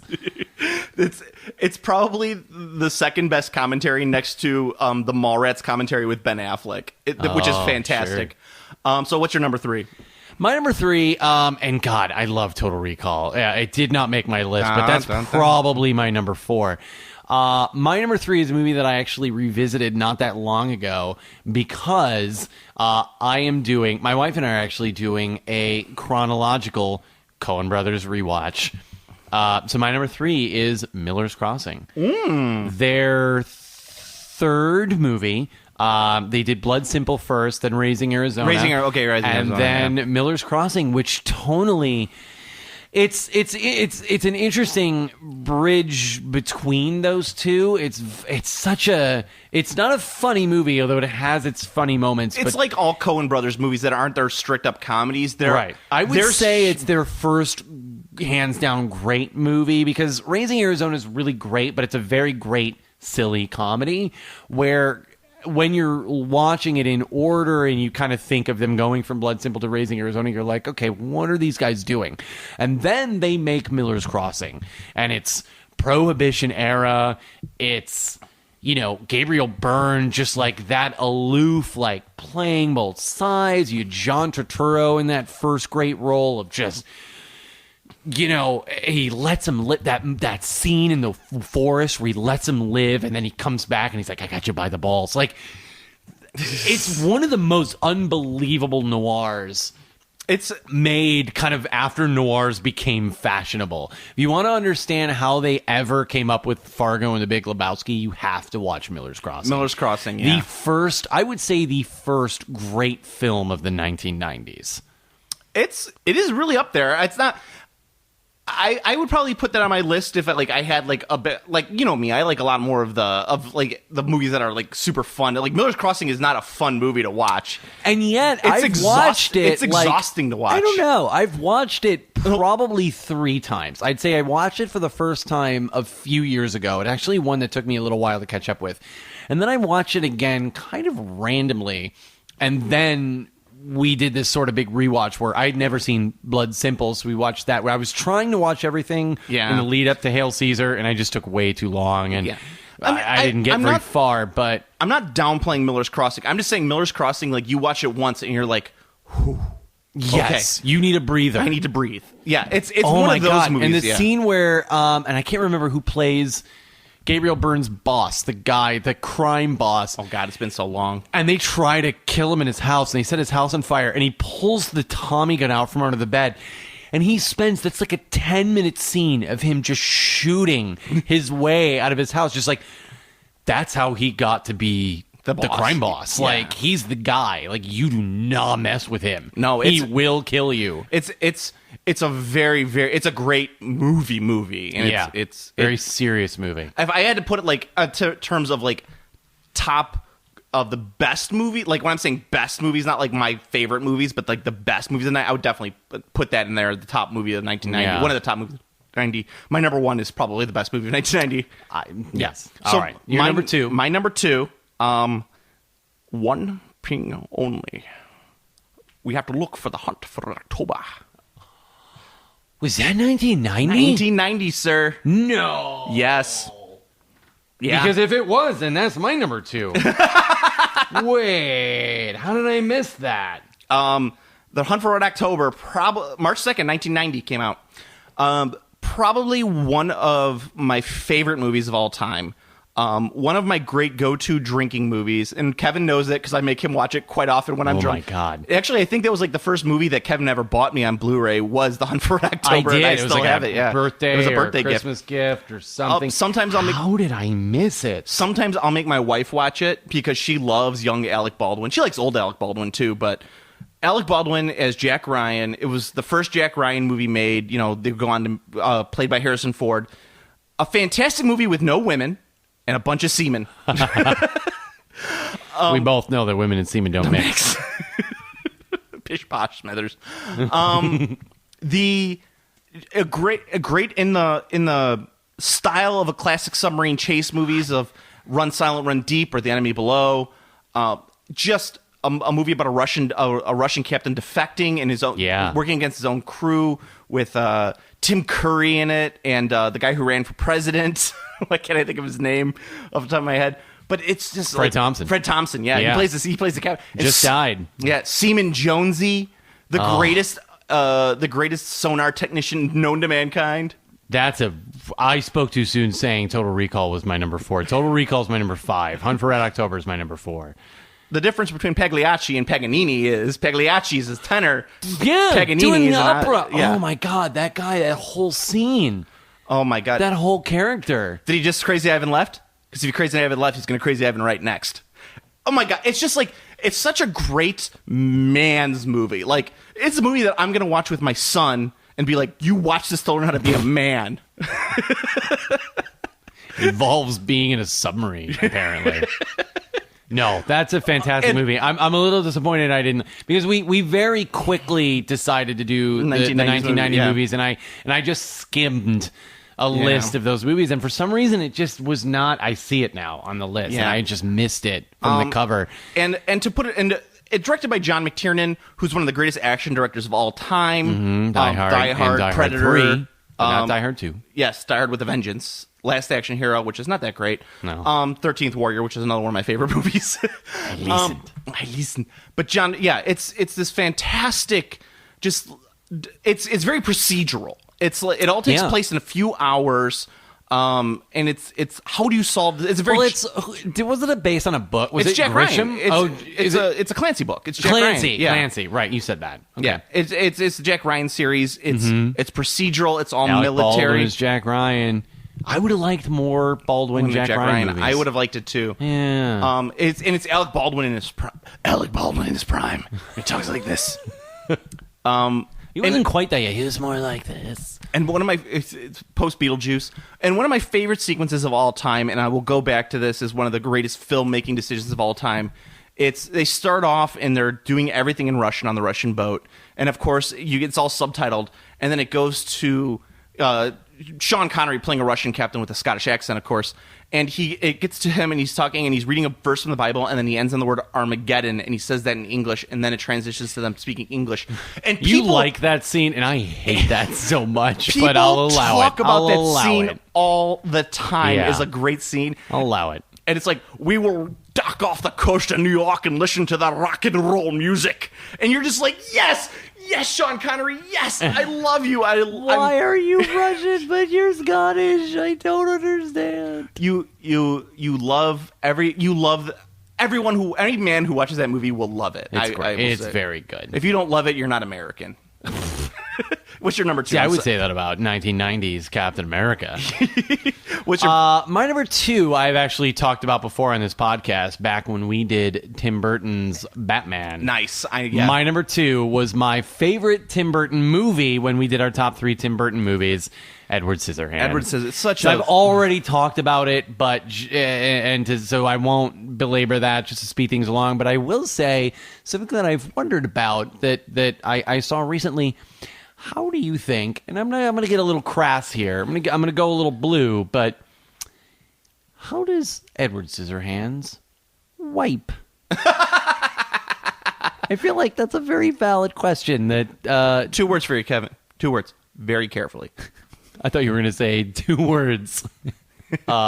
He doesn't. Vincent Price. Vincent Price. Ooh, you get a little poopy 2 words. on you. That's how he wipes. Vincent Price. I have to wipe you. You have a little poopy on so you. I won't belabor it because we've talked about it, but just one of the movies that defines everything about why I got into really loving movies as opposed to just sort of like everybody likes movies, everyone enjoys watching the occasional movie, but for me that is one of the movies that made me go, oh, I like film, like I like movies. I'm going to watch a lot of movies. If I had to pick my as I was saying, like with Miller's Crossing, if I had to say like the best directed, like one of the best movies, like cinema, like you just spilled all over yourself. Jesus Christ! I just dribbled a little wine. If I said like best pieces of cinema of the 1990s, Edward Scissorhands would be on that list. And I guess I'm with you about making that distinction, but to an extent, I feel like when it comes to movies, for me, they're kind of one and the same. For you, that's definitely true. For me, I'm less so with like some other things where I'm just like, oh, but I really enjoy, some goofy thing like Total Recall, where I'm like, I'll put Total Recall and Hunt for Red October just off my list.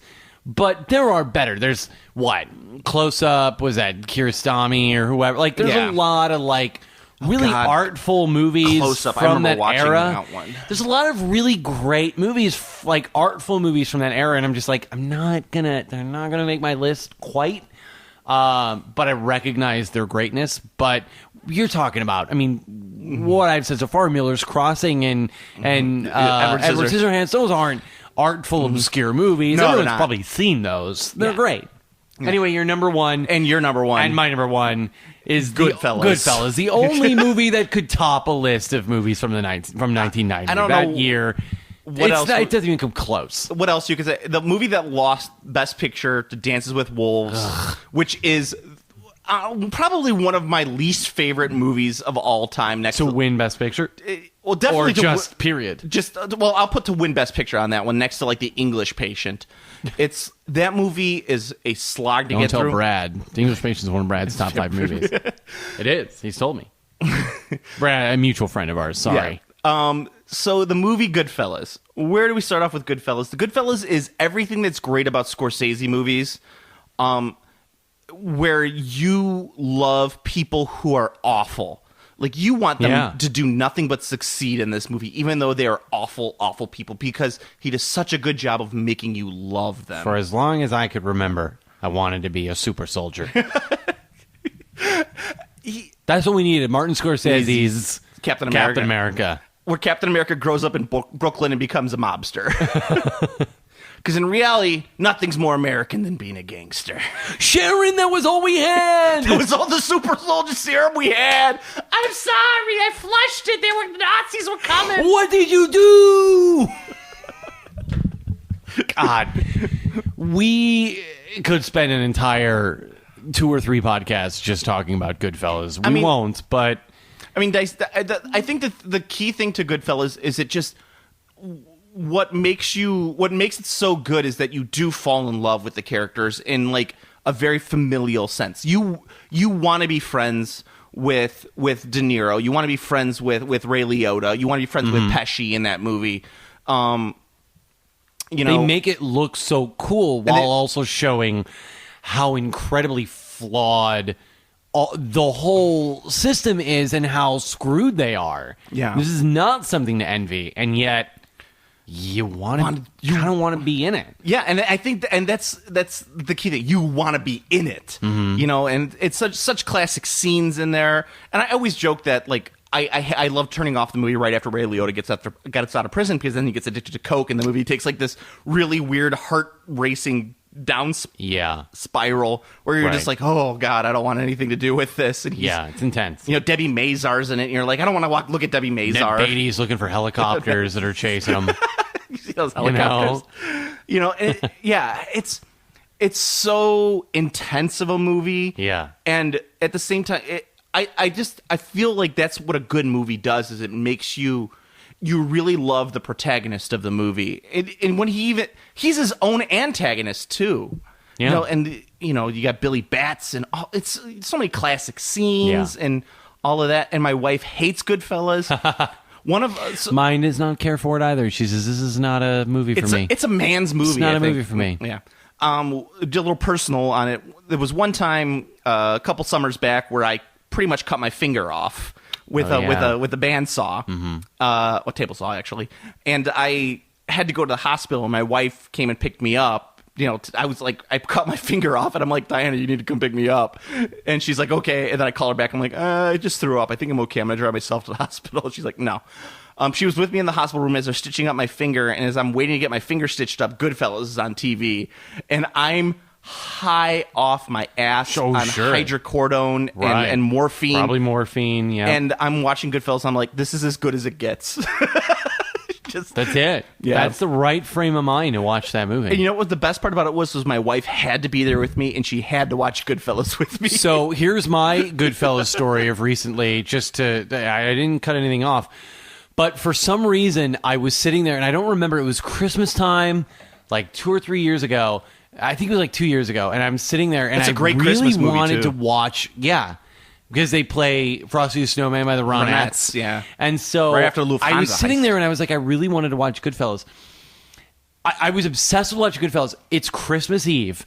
My wife was doing a thing like at church, and I had made dinner, and we had eaten, and we're all decked out for Christmas. Did you slice the garlic really thin? Well, I did. We hosted Christmas. We're hosting Christmas, and I'm all set, and I'm like, I really want to watch Goodfellas. And I look on Netflix. It's not there. I look on Hulu. It's not there. I look on Amazon. It's available on Amazon Prime. I was not yet an Amazon Prime subscriber, but I could get a 30-day trial to Amazon Prime. I signed up for Amazon Prime. I'm still a member. But 2 years ago, I signed up for Amazon Prime just so that I could watch Goodfellas on Christmas Eve because, damn it, that's what I was doing. And I don't regret it. And it was the perfect thing to be watching at that moment. Yeah, as I say to any of our listeners out there, any of the movies that we mentioned from 1990 are great watches. Like, all of them are fantastic movies to watch.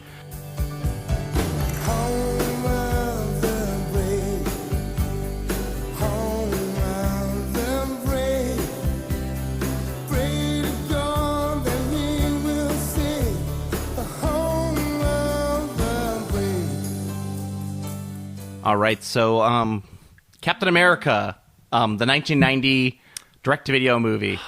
I mean, what can you give it? I mean, it almost on some level defies grading and criticism because it's so terrible and it knows it's so terrible. But as we talked about, like, we had a lot of fun watching it, and that's worth something. Yeah, no, I agree. Right? Yeah. I mean, so we've got to, I guess, think about the movies that we've kind of watched so far. And we said Man of Steel, which I gave a D, and you gave a D minus to. Yeah. But this movie is much better than that. Yeah. So what can I do but give it, I don't know, a C minus? You know what? It's a B movie, so I give it a B. Really? Okay, that seems high. It does seem high, but I think... Because, well, I mean, look at how bumbling so much of this was. Just the leaps in logic of just like, the president gets kidnapped while he's, I don't know what, wandering by himself through. Like, that would have been a great scene to show. Them taking out the Secret Service agents and kidnapping him. Like, I'm not saying the president could never get kidnapped. I'm just saying... Show it. Right. You can't just go, and then the president was kidnapped. You can't show that on the news during Wheel of Fortune to go like, yeah, okay, the president was kidnapped. More on this story as it develops. Here's the reason why I give it a B. And it's mainly because I'm looking at it in hindsight, and I'm looking at it in that I'm watching it with you, I'm watching it with a friend, and I laughed my ass off. I had a lot of fun watching it. It was... See, that's the only reason I give it a C minus as opposed to an F, because it's an F quality movie. It's a failure technically and story-wise on just about every level. I agree that... Well, I wouldn't say technically, but I would say story-wise it is an F. I would say technically. I mean... They tried. There's no technique to this movie whatsoever. The only thing technique-wise I'll say to this movie's benefit is that they knew their limitations and they didn't try to do anything fancy. Exactly. The reason why I like it more than... I give it a higher grade. I shouldn't say... We probably liked it about equal, but it's just that in terms... I'm not looking at it in terms of... I didn't go into this movie thinking like Batman v Superman or Man of Steel. This is not... See, right. I'll agree with that because I went into this movie knowing that it had a 9% and knowing that people had given it an F. And I was like, I can't imagine that I will give this movie an F. I can't imagine that because... I would never give an F or even like a D to a movie that, as bad as it was, I enjoyed watching. Sure. Yeah. I put an enjoyment of watching a movie. So much of our laughter was it like, what is happening? I know. That's the rub, right? I guess, but the thing is that they didn't the stuff that was bad was mind-bogglingly bad, but they didn't try and cover it up. I guess the feeling is like they were in on the joke, but they weren't in on the joke. I get that they weren't in on the joke, but I kind of feel like they were in on the fact that this is a low-budget movie. There's not much you can do with it because it is so low budget. It's a silly nonsense movie that was probably made for the cost of my house, and maybe and it shows. You know what looked good? This is kind of random, but you know what looked good? The shield. The shield. I'll say that the aluminum or plastic shield that they had. Looked reasonable. And I think it didn't look much better than the one that Chris Evans carries around. No. You know? And I think, and what it did have was something that's completely missing from most modern superhero films is that humor, that silliness to it. The light, I shouldn't say humor, but like the lightheartedness. Yeah, it wasn't very funny, but it was very light. Yeah. That was a thing and that was when we were talking about comparing this to Tim Burton's Batman, from a major studio, a big release to try to kickstart a franchise, which it somewhat successfully did. This is sort of the flip side to that. This feels like, and it was almost like the direct-to-video, goofy, cheesy equivalent of Tim Burton's Batman. Yeah. This does feel an heir to... It's very clear that this came from the same people who made a lot of the Superman sequels. Yeah.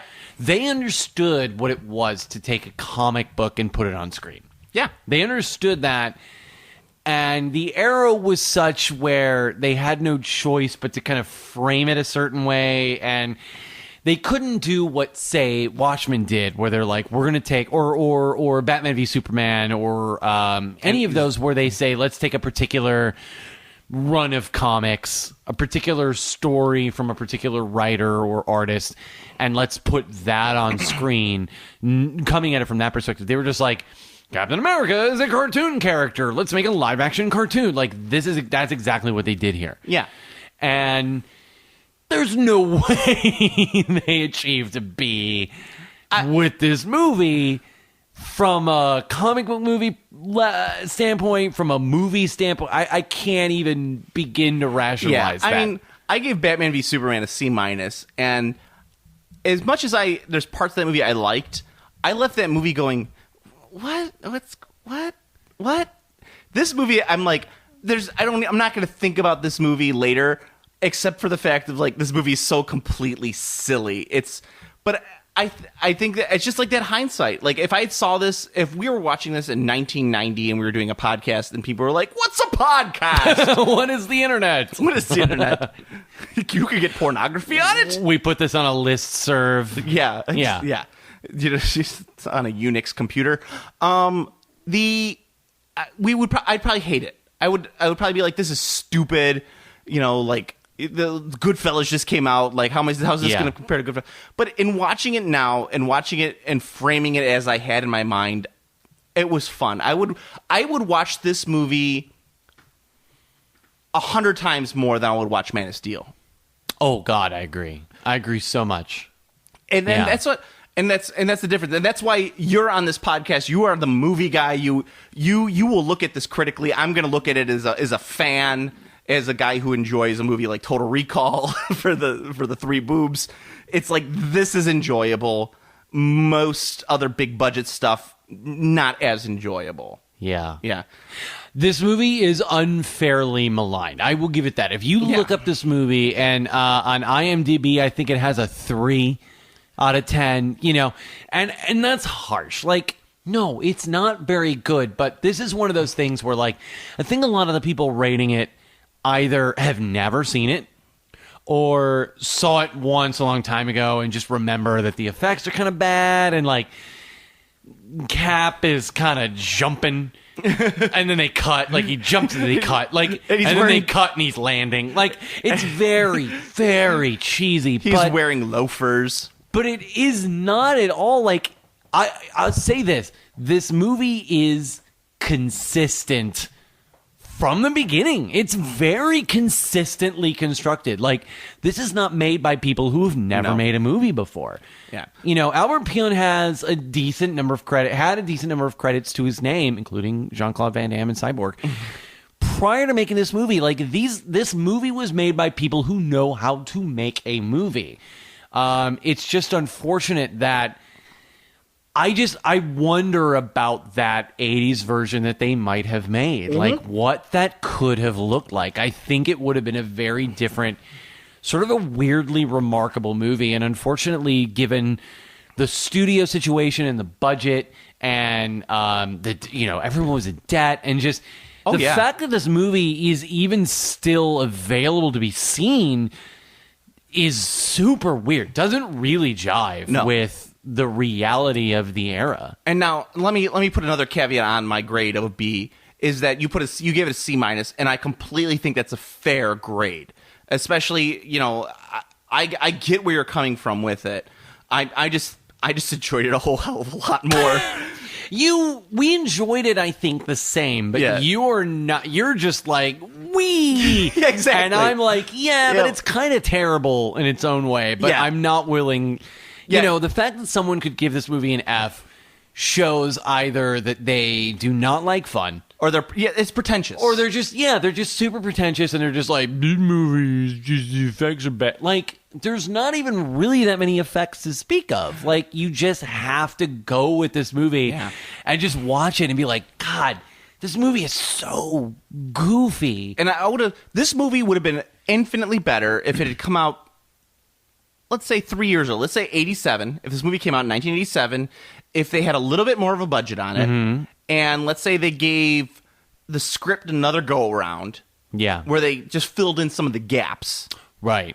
I mean, I think the movie comes in at a solid like 85 minutes. Yeah, I don't know. I think it's like, and we've got that. Like, we've talked about the director's cut. Like, is it something? I think it's like a solid 85 minutes, and it's like if you just filled in like another 97, and the director's cut is 124. Wow, 2 hours. That's for the director's cut. Well, maybe the director's cut filled in some of the gaps. Maybe. Because, like, I think some of the things that were missing that would have made this movie a little bit better, at least in terms of script wise, is Steve Rogers, his more like some of the stuff that they capture in the first Avenger, whereas like his love of America, like his scrappy can-do attitude. Giving him a little bit something more to fight for other than I done goofed. Yeah, no, like something like that. I think that would have helped. As much as I don't like the... I just finish it because you got to drive home. I do. I'm home. But the our studio. that kind of... And maybe... you know what? Screw it. I'll go with an Italian Red Skull. Why not? I think a lot of the fun of this movie comes from an Italian Red Skull. And that's another thing where they are consistent. It's not like what could have happened is they could have cast who they cast and made him Italian, and then everyone else is German. And you're like, what? Like, why is he running around? Like, is he supposed to be German? No, they went... Is he not... They stuck with it. They said this is and that's why everything takes place in Rome. Like, we're in Italy. We're not in Germany. We're not in Austria. We're not even in Poland. Like, we're here. We are in Italy, and that's what's happening. Like, God bless them. Like, we've done movies that are made later where we're just like, why does he randomly have... this character is randomly doing this thing, like stuff that just does not make any consistent sense. Well, and I think like for example, with the modern Captain America movies, is like Hydra is this Nazi organization that's not really Nazi, because we can't have the Hydra be Nazis, right? So, but these guys are full on Italian fascists. It's like they want to just control how everybody does things. They're just evil for the sake of being evil. Yeah, which I guess Hydra is too, which we've talked about, and it's a little frustrating. But damn, like, these guys are just like, I mean, it's so comic booky. They come in with Uzis and they're wearing Versace suits. It's so amazing. Captain America gets shot at by guys wearing loafers. That's all. We could have ended the podcast an hour and a half ago if I had just said that, and that's your movie. Captain America, who briefly wears loafers, gets shot at by guys wearing loafers. Speaking Italian for some reason. Everyone looks so dressed to the nines, and they look comfortable. That's the thing you got to say about Italian. Oh, yeah, they're all very smartly dressed. God bless Italian tailoring. This clearly was shot in the summer, because everyone's in their summer wear. Yeah, and they look great. That's how all these locations were empty, because everyone was on holiday. A Roman holiday? Possibly. All right. Go to planetarbitrary.com for all your Planet Arbitrary needs. You can follow me on Twitter at Planet Arbitrary. You can follow Kevin at K White Says. Like our Facebook page, /Comic Book Logic. We can get up to date. Well, not up to date, but like maybe a couple hours, maybe a day or two behind. Yeah, reasonably up to date news. We try on comic books, movies, TV, and stuff with our 1 or 2 sentence spin on it. Yeah. With hey, how about this? Hey, what's going on with this casting? They're re-releasing Batman v Superman again. Try and make some money off of it. You can listen to us on YouTube on the Game Classy YouTube page. Game Classy is a sister podcast where we talk about tabletop games with our own feed. But we're also on YouTube where you can listen to us if we're not given a DMCA notice because of Kevin's sound clips that he enters. God, I've got and what's really ironic is that I get all of those from YouTube. Yeah, I download everything from YouTube, and yet we're the ones who get taken down because I put 15 seconds of it up. I can't explain it. Ugh. It's a weird world. So I blame Sonny Bono. Stop listening to it on YouTube because all we do is get takedown notices. Just download the podcast, subscribe to it. Actually, the best thing you could do is like, comment, subscribe on iTunes. Do that. iTunes is still the reigning king. I don't even do that. I listen to Overcast. I listen to it on iTunes, so yeah. I give us the hits. That's the way we do it. There you go. I recommend us on Overcast, which I'm still not sure what that does. And if you ever want to get in contact with us, the best way is on Facebook page. But the other way is you can get contact with me through the Game Classy subreddit, Our Game Classy, which is a great place. I like to use Reddit quite a bit. Reddit is a great place if you're a white male, which I think all of our listeners probably are. Yeah. And you can get in contact with us through the Game Classy Facebook and Reddit page, or I also post on the comic book movie subreddit on there too. We are very responsive on Facebook, according to Facebook. Yes. They list us as very responsive. We both have access to it, so yeah. I mean, we love interacting with you guys, and it's super fun, kind of maintaining this. So our next cast is going to be a little bit weird because Captain America: Civil War is coming out, and that's going to be our next one. So it's going to be a little bit. We might miss a week, maybe. Well, yeah. So we post every 2 weeks generally, and it comes out next week. Is it next week? Next weekend? I'm not I think exactly it's actually sure. 2 weekends. Is it 2 weekends? So we'll figure it out. Yeah. Maybe we'll do a little something in between, and then definitely we'll do with the newer releases, the new big studio releases. We'll do them a week late so that everybody has had a chance to do it because we're not gonna pull on the spoilers. So for the Marvel Phase 3, which is going to be starting with Captain America: Civil War, Phase 2, we did all of our recasting with 90s movies. So with Phase 3, I'm actually setting a very hard date on this. Oh. We are going to be doing the years 1987 to 1990. Those glorious years that I talked about. Sure. So all of our movies that we're going to be doing are going to be recasted from 1987 to 1990. So Captain America: Civil War is going to be reset and recast in 1987. So you're going to have free reign on all your actors and directors, everything that you want to do with it. But they're going to carry over from movie to movie. Okay. So sure. that's the game we're going to play on that one. Sounds good. We need to keep track of this. Okay. And yes. Maybe we'll write it down on Facebook after. We're going to have to. Yeah, we'll post it. Or I'll try to post it in the episodes or something. The episode notes. Yes. All right. So, Kevin, until Captain America: The Civil War. Molto bene. Arrivederci. Comic, Bullet, Logic.